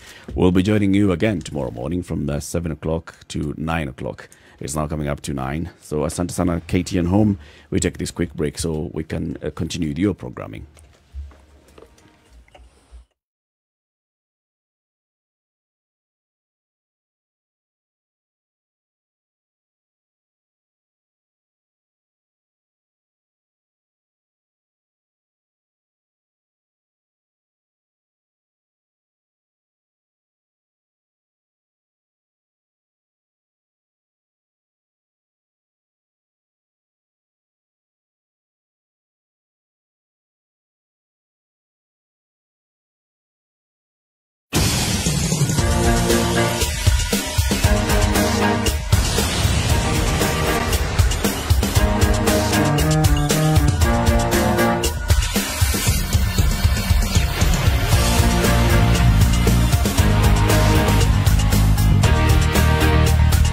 The conversation continues at 3 minutes to 9 o'clock. It's the situation in Kenya's biggest conversation. Now, remember, we keep telling you about the KPA portal. This is an information portal that is kpa.co.ke/Captain Cargo. KARGO. And Captain Cargo basically has a lot of information that, there are very many things that we don't know about the port and port operations, like where the port operates from, like how many ports KPA manages. Is it just port by the ocean or port by the sea as well? Or is it inland container depots? Which ones are they and where are they? But also there's plenty more information there. Sure, services rendered to cargo. I mean, who would have thought, okay, right, there's services rendered to the vessel that carries the cargo, services rendered now to the actual cargo itself. There's so much that's going on here that before you didn't really have an idea about. I mean, and then even terms I didn't even know existed. Shore handling, transfer, removal of cargo. Remember that position paper that CT was given last week? And then how that cargo is removed. There's a process that must follow. Wharfage, use of quays, wharfs, terminals, other wharfage. Spell WHARFAGE. Arf. Wharfage. Like Canary Wharf. Yeah, bas. So wharfage. What is wharfage? Wharfage is the use of wharfs, terminals, and other port infrastructure for the passage of cargo. So how your cargo moves through the port. And what is a wharf? What is a wharf? A wharf is I don't even know how to start to describe this. Start now. from the beginning. It usually helps. We've got an ocean here. Mingi. We even have Nairobi Dam. So you've got water. You've got water. And you've got dry land. And you've got a port. And you've got that space where ships sort of like dock next to. Okay. That's a berth. Yes, exactly. So what is the wharf? It is closely related. Mwalimu, this one you have to tell us. Yeah, this is what I have to tell us. I'm not telling you. All I know is that there's a fisherman's wharf upon which now you can do so many things, right? So then I'll find out the definition of that later. Maybe Captain Cargo can actually help us. But moving on, storage, cargo remaining in the port area after expiry of the free period. So there's a free period that you're actually given where your cargo can be stored. Who knew that? And you can get us all this information right here on that portal, telling you about how your cargo then can be stored if you're not ready to move it just then. So this is a thing. So you know what services can be rendered to your cargo, what services can be rendered to the vessel that you actually use, and all this fantastic information is on the portal. Great. It's 9 o'clock. It's a Situation Room, Kenya's biggest conversation.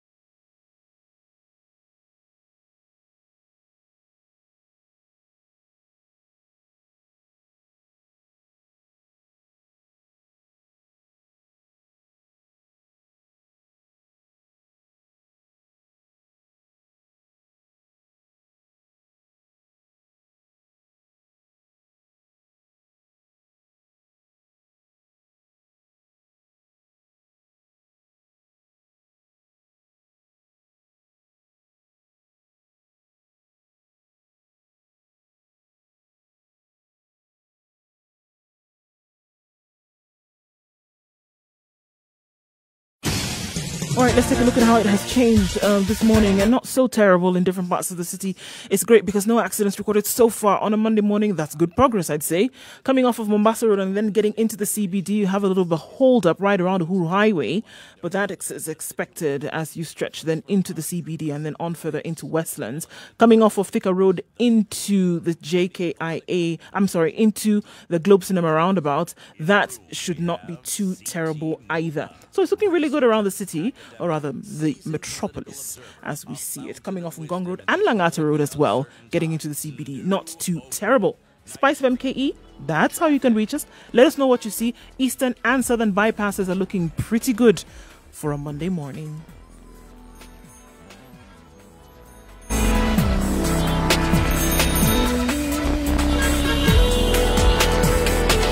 Also on Twitter, Spice of MKE, YouTube, Spice of MKE, and where else? Facebook, Spice of MKE. You can join the conversation 0719-012-600. This is Kenya's biggest conversation, reflecting what is happening in Kenya, around East Africa, and around the world. So, City, let's talk about how our leaders live. You know, there's a technical term for it, especially if that lifestyle is loud and it's there for everyone to see, and if it's lavish. It's called conspicuous consumption. Right. And it's marked by, not just the place you live in, but the vehicle you drive or the vehicles you drive. And oftentimes these are vehicles that are associated with great cost. And not just in the country, but elsewhere in the world. And this gets to a point where it's even competitive. So the conversation around cars are no longer something that moves you from point A to B, but the size of the engine, the name that is known. Like you hear V8 being thrown around. There are certain German make of vehicles that people keep talking about. There are certain British names of vehicles. There are certain American make of vehicles that you hear people talking about. But all this, in many cases, is so that beyond even just the title they already have, which in itself is an image booster, is to show that you are no ordinary person. If you're not talking about politicians, it would work tremendously and it would apply to someone trying to demonstrate to their peers that their life is better. But what has exacerbated this position in this country is something that we've referred to as entrepreneuring, where people get into what we call deals, which in reality is actually a form of theft. And in so doing, the proceeds that they get from these activities are then poured into huge, expensive vehicles, large houses or apartments in parts of towns, not just a town or a city, but towns which are known to be high-end. And usually this, in this country, is at the cost of the taxpayer. Because this is money that was supposed to achieve certain ends, it doesn't. It was supposed to have helped improve the life of the citizenry, it doesn't. But it certainly appears to, in the short run, and I'm using the word short deliberately, improve the life of the consumer, this conspicuous consumer. I think you seem to be implying here that that lifestyle is funded by theft. I am not implying, I am stating. Is it not possible, City, that there are leaders who live their lives, but it's a life that they can afford? Without necessarily stealing. There are such leaders, and usually they are people who, prior to going into politics, had been business people. And hopefully, there are remnants of their wealth that have survived their politicking. Because politics in this country tends to consume that wealth really, really rapidly. So if there's something remaining, yes, indeed. Often with many politicians, there'll be a diminished lifestyle in the way they live once they get into politics. Because the politics will consume a great portion of that wealth that they had. But these numbers statistically are so few so as to be rendered almost irrelevant in a conversation like this one. Let's talk about big cars, all right? So this person was driving a big car before they got into parliament, before they became an MCA, and they still continue driving their big car. In fact, now they've even brought in a newer car. Just because things are going well, business is doing well, business is booming, and now they have this position that's also according them and affording them this kind of lifestyle. No, the position they have as politicians affords them influence. That influence. And that influence can be peddled into entrepreneuring. Or it could actually just be the amount of money that they're getting out of it. It is very, very possible. It can afford them this car. It is very because possible. They have come in and they're able to now import a vehicle duty-free. And from their other means, they'll be able to pay off this car. So they bring in the most expensive car because they know from everything else. There are people who fall into that category, and they do. But they are not that many. The majority of people whom we often refer to in this context are people who are employed by the government. By the government, not private sector. Private sector, nobody even worries about because one understands the huge amounts that private sector are paid. They also understand that the arrangement that the private sector sometimes have, if it's a profitable one, ways in which such things can be acquired through just the normal processes of your working. So they're hardly a subject of much debate. But it's when someone has a position within government where the take-home salary is known, their position is known, and yet there doesn't seem to be a correlation between the way they live and what they supposedly earn. Therein lies the conundrum. And I think applied to this, unfortunately, is really the optics of it, especially now when you put this against what may be happening in certain country at certain times. If you have it being said over and over again that the country continues to suffer because of hard economic times, the economy is already on its knees, and then you see said leader living a certain kind of lifestyle, against the fact that a majority of its people are not, the optics lends to the fact that there's something wrong here. And you would want to ask yourself, and then historically you say, okay, it has been said in the past that individuals may have, put their hands in the cookie jar, and that then has contributed to whatever wealth they may have. Unfortunately, that is the perception that people would have, that, okay, this must be somebody who's using public funds to their benefit. Unfortunately, it may not necessarily be the truth, but like I said, the optics lend to that credence. You see, let me give an example of perhaps what is often most conspicuous in this country. It used to be a thing that was conspicuous during campaign times. It's a vehicle called a helicopter. Okay, yeah, Okay? There was a time when people knew that a politician was eminent, prominent, and perhaps affluent when they could hire a helicopter to campaign with, because it enabled them to move around many places in the space of one day. Then came the ownership of helicopters. And there's a subtle suggestion that there seemed to have been a silent competition as to who owns how many helicopters, not who owns a helicopter. No. Who owns how many helicopters. And what brand are they and how old are they? Exactly, because you would find, for instance, certain funerals where you would think it's a parking lot for helicopters. There'd be very, very many, which means almost everybody has one. Yes, and yet the roads leading that particular place are actually very passable. There's nothing terrible. I mean, everybody else got there, right? Yes. The Kenya government recently imposed a 39% tax on the purchases of aircrafts. Okay? You do this when you notice that there are many people who seem to be spending money in that. So why, as a government, should you not benefit from it? Yeah. Okay? Now, why is this important? And you brought the point home well. In a country where certain social amenities can be taken for granted, certain basic livelihoods can be taken for granted, and where there's a system that guarantees that those who are infirm and those who are unable to look after themselves are looked after by the state, one doesn't even notice it probably that much. About it. No. But when you have poverty levels that go beyond any measurable levels, then you have to ask the question, but something is wrong here. How can there be such extremes? Because it's the extremity. And you ask, how is it that this person is able to afford this? A very simple question. Remember, our constitution allows for lifestyle audits. Okay? Why does it do that? It's because it is understood that there will be people who are living beyond the means that they can reasonably explain or put across and justify in a manner that will be acceptable and reasonable. So what you're saying is when you get into public office, you should be aware of the optics. You should sort of hold back on your conspicuous expenditure. If you are... You should hold back on your lifestyle, because we're talking about people who... I'll give you examples of politicians that we have in this country, public figures, who are known to be people of wealth even before they got into politics. Yes. Let's talk about the governor of Mombasa, for example, Hassan Ali Joho, right? And he's a one man who goes onto social media and posts pictures of himself wearing clearly what looks like expensive wear, expensive clothes.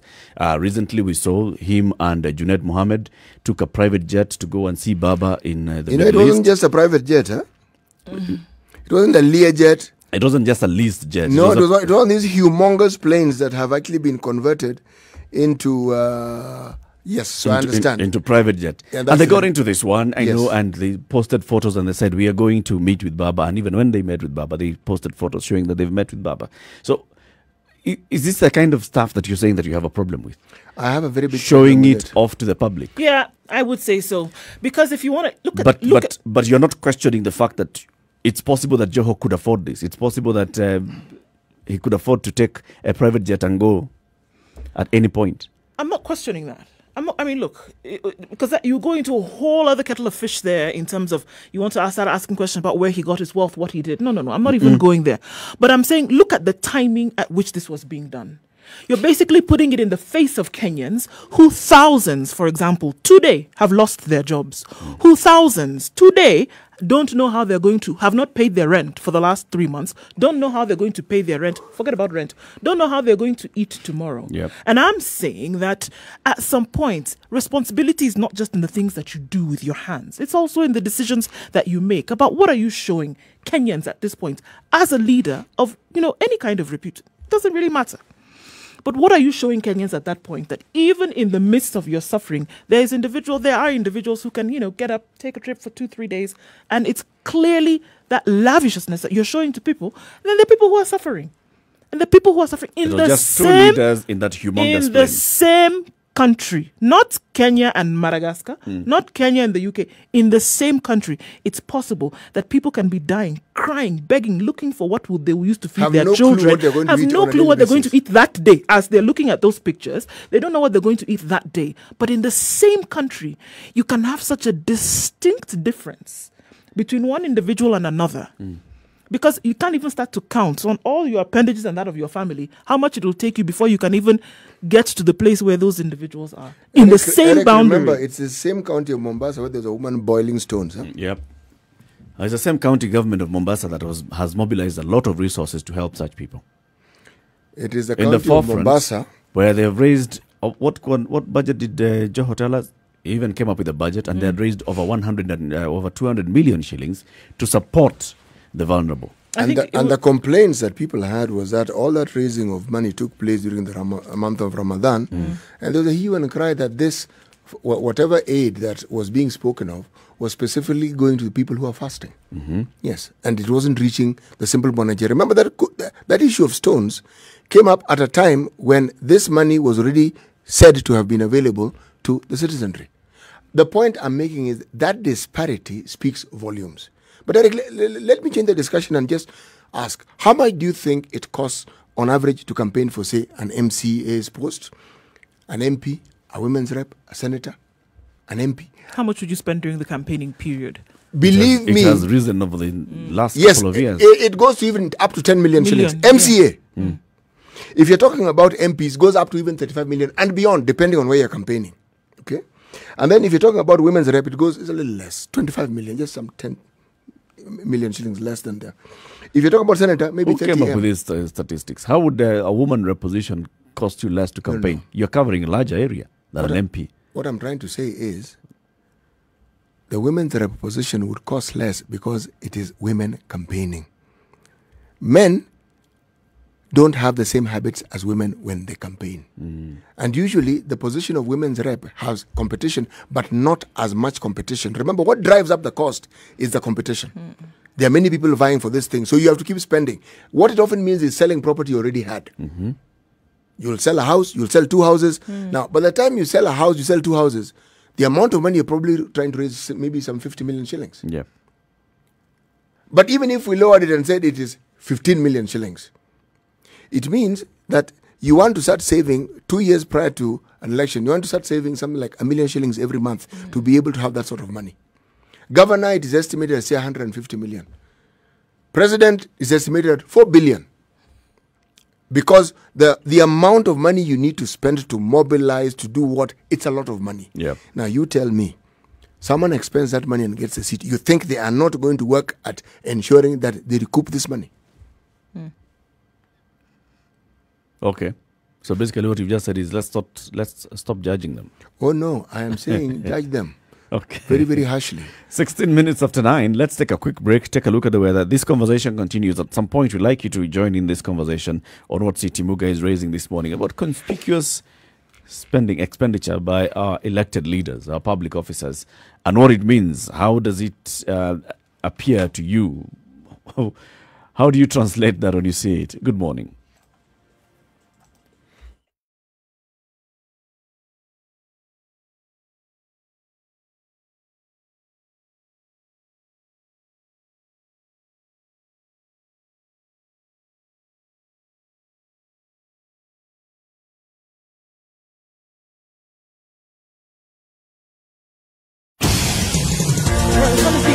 In Nairobi this morning, partly cloudy conditions at 16 degrees.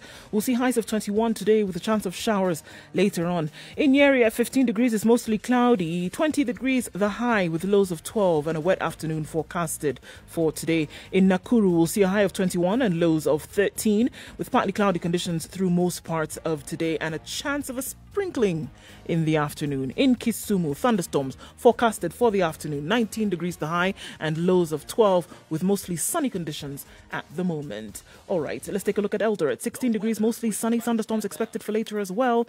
In Kakamega, 23 degrees the high and lows of 16 with rain showers expected later. Partly cloudy conditions at 19 at the moment. It's mostly sunny in Malindi at 27 degrees. We'll see highs of 28 and lows of 24. Mombasa at 26 degrees is partly cloudy. Sunny conditions to ensue later, highs of 29 and lows of 23. It's partly cloudy in Kampala at 21 degrees, highs of 26 and lows of 18 with wet conditions forecasted for the afternoon.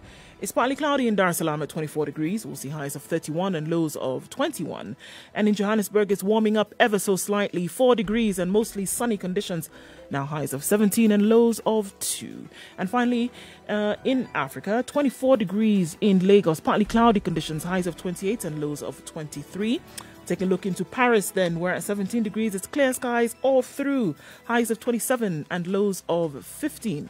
It's clear skies in London at 14 degrees. We'll see highs of 24 and lows of 13. And finally, for now, Monday, we'll see New York rainy at 24 degrees.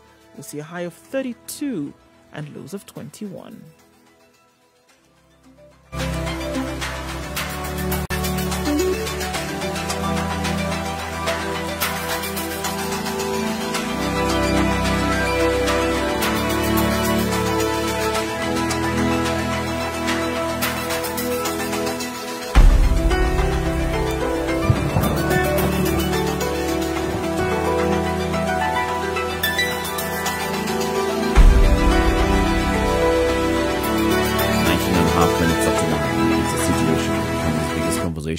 Talking about public officers and how when they live lavish lifestyles for the public to see, what the public perceives of that.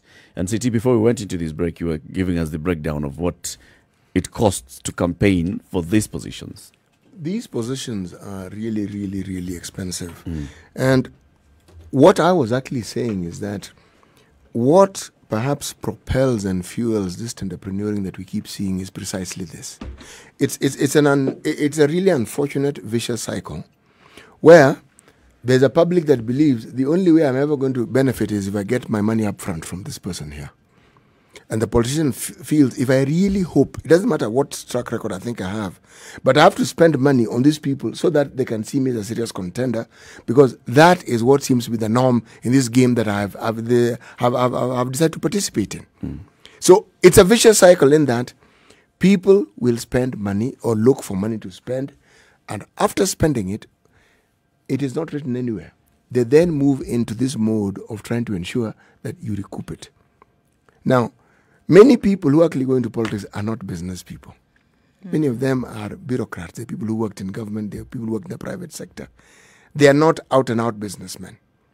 And the sort of businesses that they can do and do have to be influenced. Meaning, somebody gives you an okay, somebody talks to so-and-so. Essentially, it's a deal. But if you're talking about adding value, where you know so-and-so does this, produces, and it's something that has been ongoing, not many of them are in that position. So, where this again becomes, and why it is an issue and why I'm raising it, if you look at where the genesis of some of these things came about, we've been socialized to look at opulence as being a sign of wealth and of esteem and of position. So people will pursue anything so long as they can arrive at that image. How they get there is actually of a secondary consequence or consideration, but how they get there. And one of the greatest influences has been Hollywood. Because people look at, and there are people who actually sit, and mostly people who are younger, you will want to lap in the lives of these so-called film stars and what have you and what have you. And their lives are opulent. There's nothing austere about it. There's nothing simple about it. And it's in your face. It's in the public domain on a daily basis. And what do they get out of that? They get respect, they get following, they get some kind of business hero for them. worship, right? Business. So when a politician is doing this, it's for the same reason. Because people will ask, sasa huyu this one wants to buy akona nini. You see, Eric, Hata ana baiskeli ya kukampeni. those people I've just mentioned actually work for that. They actually earn money from their so-called acting to enable them to do this. And I've brought the conversation back into this country, into where you started by saying the voters' perception of a person that they are going to elect. Yes. A voter will, that's why the case of the gentleman from Meru stood out, because this is a gentleman who's just a university student who did not even have a vehicle, had a bicycle, yes. and mobilized fellow youth to campaign for him. It stood out because it was an oddity. Where Kenyan voters will look at you and start asking you, "Hey, but Nduh, surely you are coming here driving a Datsun and you want us to elect you as an MP." If only It's it's interesting. doesn't pick up. Yeah. Let's look at that, and it's interesting because why is that the thing? Because it's not just in Kenya as is practiced. Because if you were to stand up today, regardless of where you were, they will ask you, okay, what is it that you own? Who is your father? How much is it that you have? And what is it that you're coming basically to offer to us? Where is that? And why did that become an issue? Because truth be told, and that's why the issue of the Meru gentleman stands out. You know, it really does stand out because he had nothing to his name, really. Look at other countries whereby the members of parliament or leaders ride the tube just like everybody else, ride a bicycle just like everybody else, join a carpool to pick up their children from school just like everybody else, because their job is for the country. Whereas on the other side of it, it's looked as though this person now, we are putting them in this position so we can do some hero worship even more. Yep. So that we can, respect them even more. They had money, they had fame. Now we've put them on this pedestal whereby we can now ascribe more unto them, whereby it should actually be the opposite. So what happened? It's a difference in the two societies. Are we saying that is the culture, and so we should accept this is the culture on this side of the pond, and we should accept it as that when people are in a position of leadership, it is to ascribe more wealth and position and power unto their name. Service goes out of the window completely. It goes out the window completely. Accepting is nobody debatable, even takes into consideration that this person is actually in a position of servitude. Nobody regards that anymore. Yep. And it is wrong. And if we don't, it is wrong. And we keep saying that this mindset has to change. Somebody comes in because they have a position or they have a title, very big title behind their name. People are lying down so that you can see who will walk on them first. Actually, I disagree. And it should be the opposite. The mindset of servitude is still there, very much so. In whose mind? It's only that it's looked at differently. In whose mind? In whose mind is this servitude? That's the reason why you hear people talking about this MP. Since we elected them, we don't see them. We haven't seen their work. We haven't seen their influence. We haven't seen what they've brought to the ground. They don't see you, period. Because they expect that because they elected you, you are going to serve them by bringing them something. Yes, no. Now, the one thing that they expect also at the same time, and this is where now the sort of paradox comes in, is at the same time that you are their leader and you're going to lead them out of their current situation into a better situation. And that's why they do not choose somebody who's equal to them. They choose somebody who's slightly above them, somebody who's got means, and they'll use those means to bring influence and elevate them from the current position. Eric, that was the thinking, that this individual who apparently seems to have material wealth will not need to acquire more. False thinking. Very false thinking. Because you spend a great deal of money vying for that position. No business person is going to, or somebody who understands, is going to sit back and sort of like let the status quo. No, they will want to recoup what they spent. Now, in the process of recouping, this very voter is going to get the short end of this particular stick. And they always do. That's true. That's true. You're supposed to disagree with me, man. I'm not making this in sweet That's anymore. true. Yes, exactly. And it's not even unique to here. In terms of, even in other jurisdictions, you'll find, yes, what that politicians will have, which is a young politician who grew through the party ranks and now has gotten to a point where they can become mayor of Chicago, for instance. But the business community is the one that's going to prop him. Who's going to finance your campaign?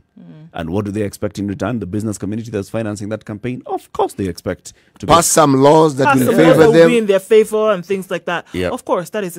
But I still go back to that thing of, you know what? It seems that you're putting politicians or putting leaders into position so that you can ascribe to them some more hero worship, unfortunately. The element of servitude, coming to work for the people, coming to work for the better of the country, of the people, out the window a long time ago. It does not exist except for a very few, and that's why the very few stand out. For a very few who say, actually, you know what, I want to use what it is that I have, and I want to make sure that I've left this place or left these people better off than I have seen. So now, again, you come back to this issue where you see people basically putting whatever it is that they have on public display, basically putting it in the very face of those individuals who, with their vote, which would be seen as alms, all that they have, they give you their vote, so that perhaps you can raise them from this point where they were to the next, whereby they didn't suffer as much. And that is what you put in their face? No. You know, we start from this perspective. The vast majority of our people are poor. Yeah. In fact, the vast majority of our people are dirt poor. Okay? The gentleman we talk of, the Meru MP, this guy had nothing. Absolutely. Bicycle. Nothing. Yeah. But with that little, he did so much. The projection was, if this guy becomes MP, how much more? How much more can he do? And actually, his track record has been very good. The point I'm trying to make here is this. We cannot compare ourselves to nations where the basic necessities of the citizenry have actually been predominantly taken care of. And even those who can't get jobs, there's a way of looking after them. Those who can't feed themselves, there's a way, it's instituted that can. Ours, when you have a very large portion of the community who exists on a hand-to-mouth basis, that is not a position where this conspicuous consumption. When the majority of the people that you lead are not able to feed themselves, I'm sorry, but you have no business flouting any kind of wealth or anything else that you have in their faces. No business. Whereas we may all agree in this room, let's also look at the other side of the reality. What is it that makes these leaders flaunt their wealth? It's because that is what is going to maintain their position and their status. Just like I started by saying, it's the expectation of the voter that when you're coming to me, you've got to show me that you can afford. Why is it that these leaders take the helicopters to go for a harambe on a Sunday? Because they want to do more than one in a day. And no, to show they have means. It's to show that they have means. And what happens when they leave? It's not that they say, oh, huyu mtu alikuja na helicopter, hired a helicopter for 250,000 shillings and only left 100,000 shillings. And no, people are like, did you see that helicopter? Did you see? He came in a helicopter. The example that we've just given of the Thursday trip by the two leaders, the whip in the minority in the National Assembly, Junaid Mohammed, and the governor of Mombasa, took a private jet, went to Dubai to see the Honorable Raila Odinga, who's hospitalized there. What reaction did they receive from the public? This that we are having here is a very elitist conversation. The majority, and I've just looked at the Facebook page, I'll tell you what they're saying on the Facebook page. The conversation on social media was about other things. Have you seen that plane? Or have you seen there's a brown handbag there? Whose handbag is that? That's a conversation. That flaunting of wealth and all, it didn't happen. Why was it not happening? And why did Junaid feel that he ought to have take the pictures and even take pictures of everything surroundings of this jet? They themselves were in awe of that jet. Even they themselves were enjoying the situation where they were, because you don't know where you go see them again, so you might as well enjoy it for now. Show everybody I have arrived. This is where I am. 9:30. It's a Situation Room, Kenya's biggest conversation. 0719-012-600. Please join this conversation as well. Do you agree with the public flaunting of wealth by politicians, especially at this time? What does it mean? What is the perception of the public, and what should the perception of the public be? Good morning. Let's take a look at traffic.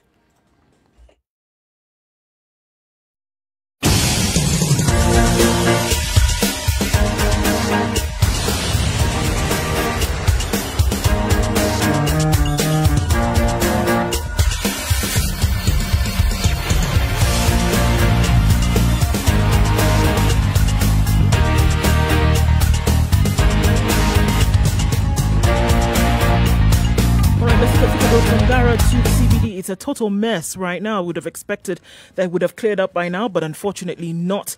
Getting into the CBD from the Globe Cinema roundabout is going to be an exercise in patience this morning, guys.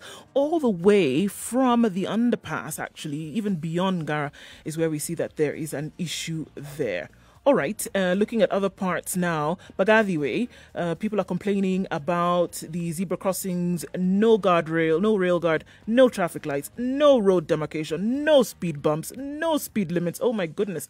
Rubble road surface, unfortunately, so that's causing some traffic. And we've seen an accident earlier on today, unfortunately, and hopefully the shout out there will be that somebody can do something about that. Okay, getting out of traffic hour in a very short while. Mombasa Road not looking as bad as it was looking like before. So it's not looking so bad this Monday morning. Shout out in case it does look terrible in your neck of the woods. Spice FMKE on Twitter.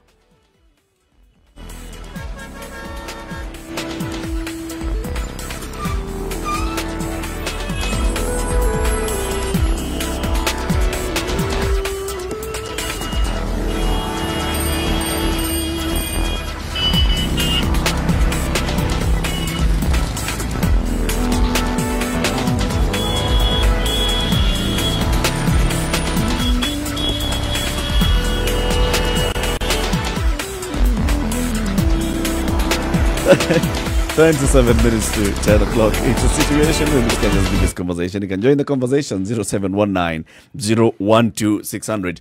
Conspicuous consumption. You see, what it displays more than anything else, the more you have it, is the levels of impunity that our leaders have actually reached. Because to display this wealth that you sometimes know is also questionable, and to keep displaying it and to feel that there can be no consequences, simple consequences like, say, asking, excuse me, how did you manage to acquire this? A simple question. And you would assume that if people are that conscious, they might, as I said, be a little more prudent. They're not. It's a complete opposite. The complete opposite.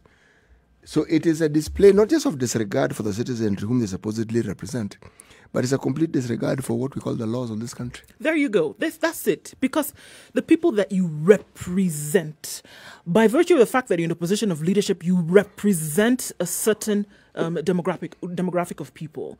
And usually within that demographic, you have then different demographics. You're representing age. You're representing status quo. You're representing educated and uneducated. You're representing these people. And if that's what you're saying, essentially it would be that I've seen a comment here and somebody saying, well, you know, if I'm in my house and I live a certain life, why should my house help, for example, complain? Well, look, if you're taking care of that individual and they have all that they need to be able to survive, then by all means, you're fine.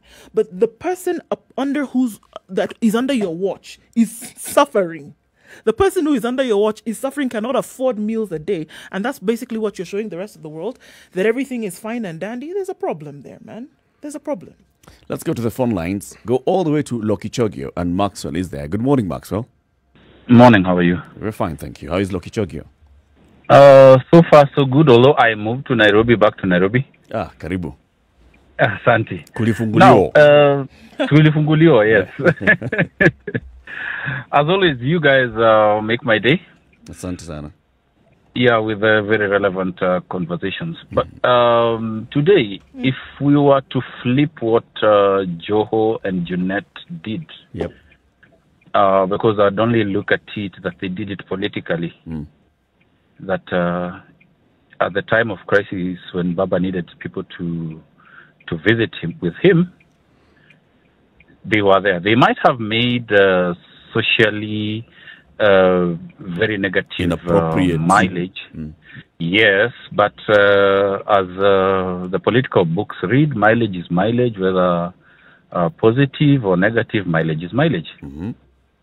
So politically, they did it correctly because Baba needed somebody to see him, and they're the ones who visited him. That is politically. Okay. But on a social platform where people are in need, and that is when you're flouting, or rather splashing your cash with things that don't really make sense, then it's very negative. But, Kenyans always forget.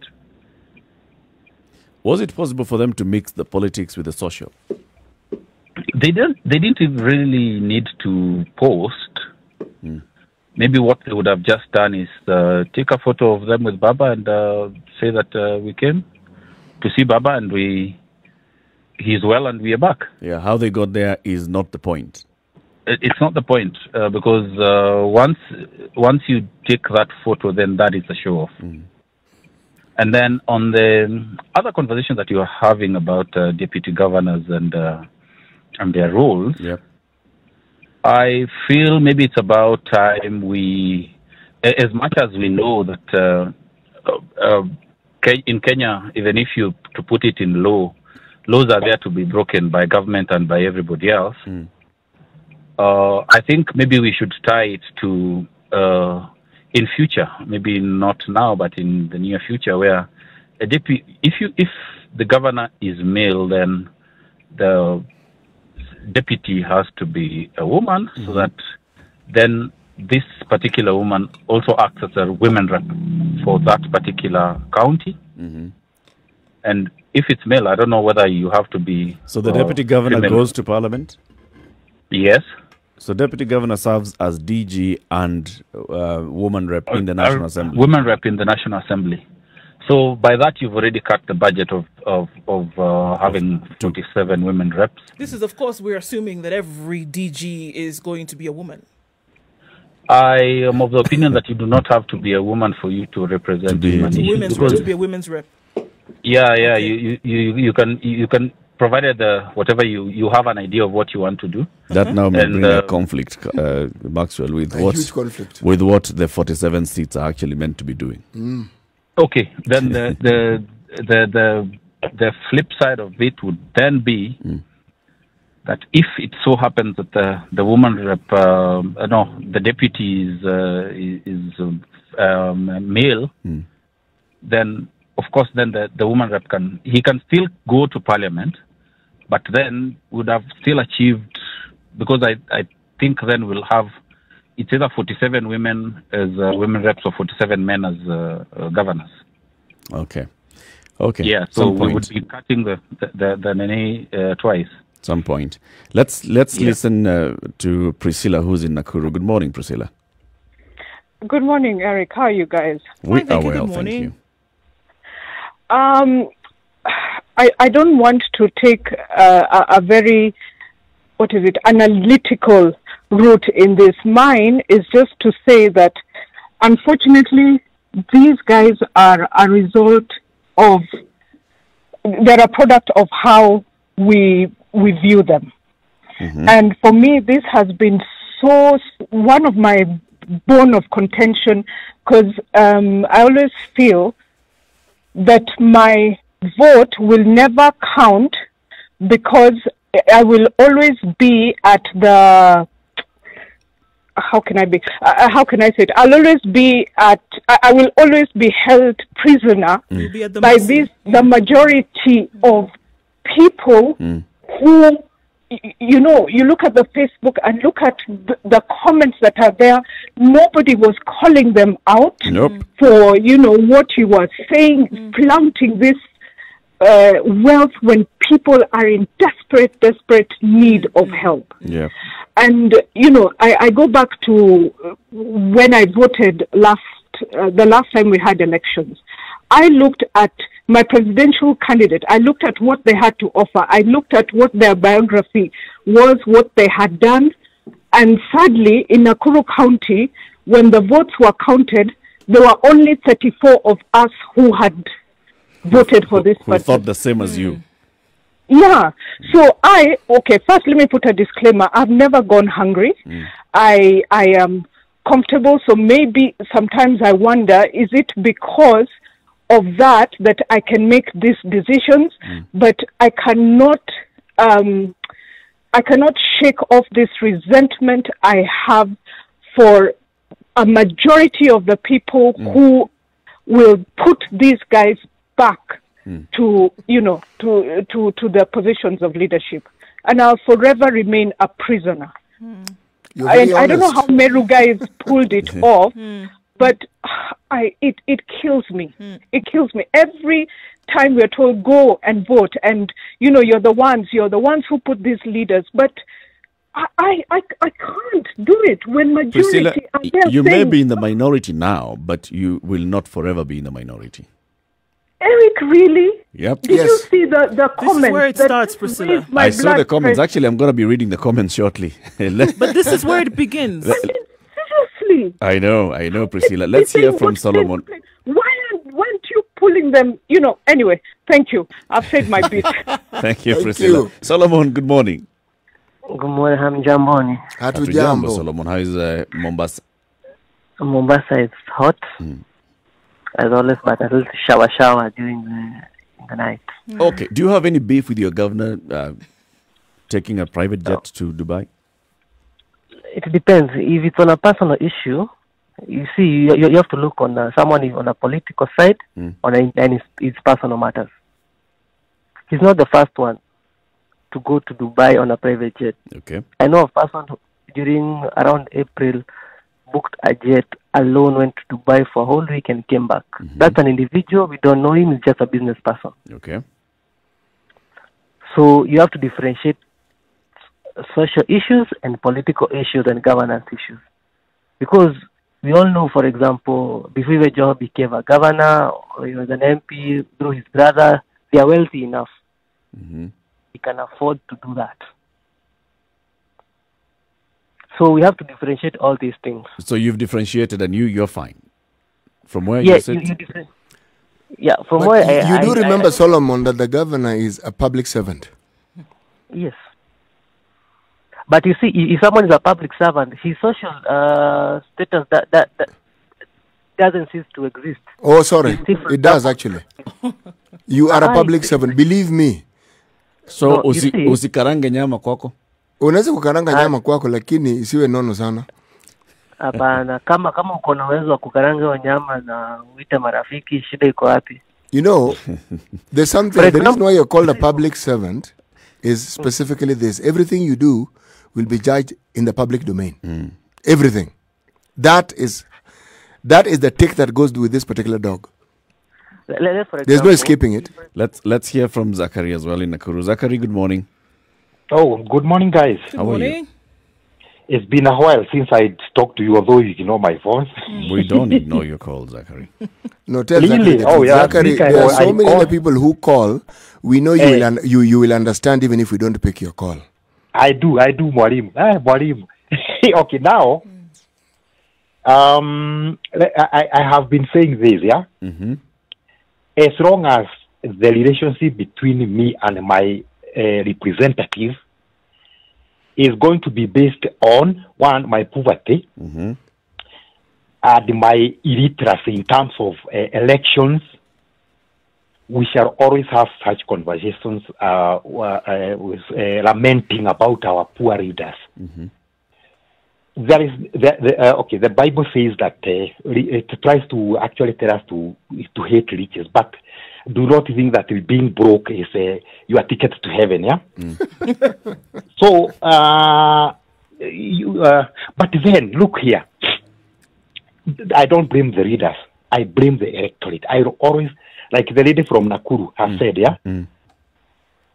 If I do not have money to feed my kids, yeah? Even if the devil comes and offers me 5 shillings and tells me, can you bow? I will do it because I want to save. I want to have food on the table to give to my kids in the evening. Is it right? At the same time, Mr. Eric, let me. And I've told you, I don't know how many times. Yeah. If you, Mr. Eric, at the Morim there, at the do there, and if my brother or sister was there, and I'm told among these people, whom do you think is best to actually head this program? Yeah. I've heard you, I've heard you, so I can rate you. I know I can do these marks. Eric, Mr. Latiff, the agent provocateur, these marks, yeah? My brother, I've been with him since I was born, is it? Right. I won't qualify him just because he is my brother. I'll tell him, okay, you, my friend, okay, can you stay there? But this is the most qualified person, isn't it? So you look at their competence. Now, yeah, the competence. Now, we as the electorate, do we vet those guys who come to us, regardless of the money they have, yeah, but who has got ideas? And also there is also this thing that I want to tell you, okay? Suppose, Mr. Eric, it was you who had gone to Dubai. Would these guys, as an electorate of Mombasa, would these guys have spent all that money to hire a private jet to come and see you? So let us look at it this way. Why is Mr. Joho forced or refused that he must hire a private jet to go and see Mr. Laida, you know? So what is their relationship? Is he a god? Is Mr. Laida a god? You know? Zachary, let me ask you a question. Who do you think needs the other more? Joho or Raila? It is Laida who needs Joho more. Okay. But in this case, it seems that it is the picture now they have painted is that if you do not go to pay homage to the king, your goose is cooked. So why do we have to, and that is why the element of dynasties is coming in. That we have God who say that this is Mr. Okay, Mwalimu, you remember, Mr. Mwalimu, you remember that during the onset of the first multi-party election, is it? In fact, there was this narrative that even if a goat or a dog was donned with a Fodafiri T-shirt and he went to Central Province. It is Kamodo. It is Kamodo. It is the former Minister Kamodo who was credited with that particular saying. Yeah, do you remember that? Yeah, I recall very vividly. I even recall the originator of that statement. Yeah, thank you, Mwalim. That is why I respect Walimus. Now, this is why we have to question ourselves that why do I have to make somebody there because he comes from this whatever, and now he is this. So it's about the voter. That I have to make him my God. Remember some professors saying that I cannot read the Constitution if so and so has read it. If he has read it, he has read it for me. Can you remember such a statement? Yep. Unless we eliminate such kind of thinking, and then we ourselves as, I start accounting myself as. By the way, you are entering the realm of the choices that people make. Eh? If someone chooses to have the Constitution read for them, surely what wrong have they done? Definitely. And let them also accept that they have basically given up their right to question that Constitution. Definitely. Yeah. The reader is the only one. There is one guy who says, you are the way you are because of the choices that you have made. Sure. Zachary, thank you very much. Are you very going to have a good day? We are going to have a good day. You too? Thank you. Have a good one. It's a Situation Room, Kenya's biggest conversation at 11 minutes to 10 o'clock. Let's remind you about Captain Cargo, the new portal by Kenya Ports Authority, kpa.co.ke/Captain KARGO. Right, so many things happening here. So a war at this and basically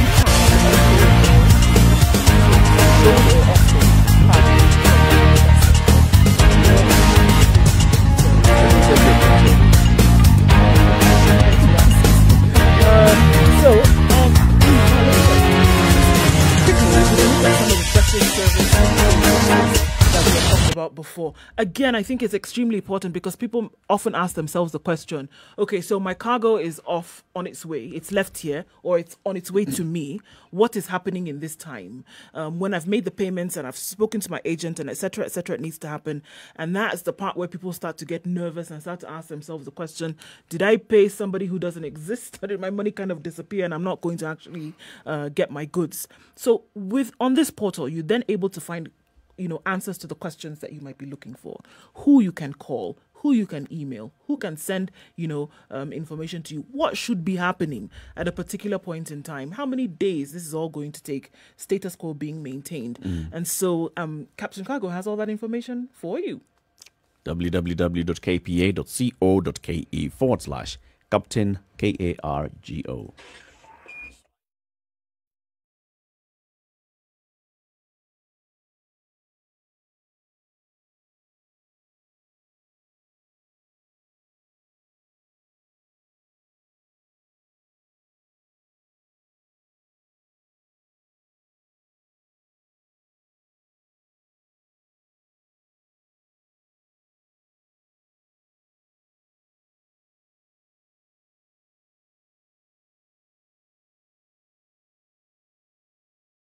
Okay, so Mombasa Governor Ali Hassan Joho and Suna MP Junaid Mohammed decide they want to go and visit Raila Odinga in Dubai. He's been there recuperating after undergoing some minor operation. And they take photos and share. Junaid shares on his Facebook page. We are going to Dubai, off to Dubai to see Baba. And he basically just posts a number of photos there. How many? 1, 2, 3, 4, 5, 6 pictures. From a photo outside the plane into inside the plane where they're sitting, and you can clearly see it's a lovely, lovely private jet. Even you. Number of comments that this story elicits. Spice FM, Nakuru. Very few of these comments are basically saying, why are you taking private jets when Kenyans are doing it? Why are you spending lavish when Kenyans? Many people Spice up your life. People in your county are really suffering. Many are just saying, we wish you well, Salimia Baba. Others referring to the joke that Junaid had made about kituona sisi kama ng'ombe tunafuata mchungaji. So saying the cows, we're wishing the cows a safe journey. It's the kind of, and then there was a whole debate about a certain handbag that was being seen in one of these photos. A non-issue that has what percentage of our population are social media savvy? There you go. According to Google, just 17%. So the majority of the people who actually suffer the brunt of this are actually not on social media. No, they're not social media savvy at all. What is social media savvy? Meaning there are people who communicate, interact, engaged on social media regularly, and those are the people who will make such comments, because that is social media. And they are certainly not the sort of people who are represented and who need the sort of representation that I'm talking about. They don't need it because they're okay. It doesn't matter who's MP, they'll be fine. It doesn't matter who's governor, they'll be fine. So then there's nothing wrong with Junaid posting this to that audience. If you're not a public servant, because he is sharing this with that audience. That audience does not see a problem. That audience understands what is happening. That audience has been so blinded to the fact that this is what people should actually be doing for you in positions of leadership. And so then by the time you see something like this, whereas you should be asking questions in terms of what has happened to our country in terms of development, in terms of what has happened for millions that have been taken away from the national purse over and over again, so blinded to those realities that the first thing that you see when you see a picture like this is not that you should be asking questions and actually putting the performance of some leaders to audit. The first thing that you want to do is actually worship this act. Omo, it's worse than it actually seems. According to Google again, and the research that they've done, I'll pause. Nakuru, let's speak to Sami. Good morning, Sami. Good morning, how are you? We're well. Yeah, I would like to put my contribution to the Joho thing. And it all lies into personal relationship as a friend. For me, I will do anything to my personal friend. And I will not judge what Joho used to travel to Dubai to see Raila. If their personal relationship is so strong and we all know where Raila has gotten Joho from, he will sacrifice anything. And it doesn't mean has to be the county funds. And you don't have to judge me for my personal relationship with personal development. Okay? Because it's better that he has done it into broad daylight than so many people who are doing it into darkness. So that was a good thing to go and see him, and I have nothing really to judge him with that. So but for you, so this is transparency on the part of the leaders. They're basically just showing this is how we are living our life. Yes. And after all, they are earning. They are earning. It's the same way like if Baba takes a private jet. For how many years has he been working? But we tend to see our leaders do not have salaries. They don't deserve any life better than They don't deserve any life.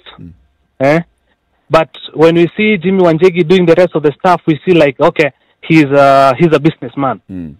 But when our leaders live a good life, we see, this is public fund. But we forget these people are working, they have salaries, and have nothing really to judge them on that. Yes. Thank you, Sami. Thank you so much. City, you were saying there's more data from Google.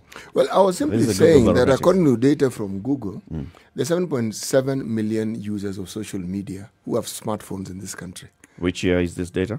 This is 2016. Yes. 4 years is a big difference. That's why I asked you. Which means there are more. Yep. So there'll probably be 10, and the population is even more from what it was.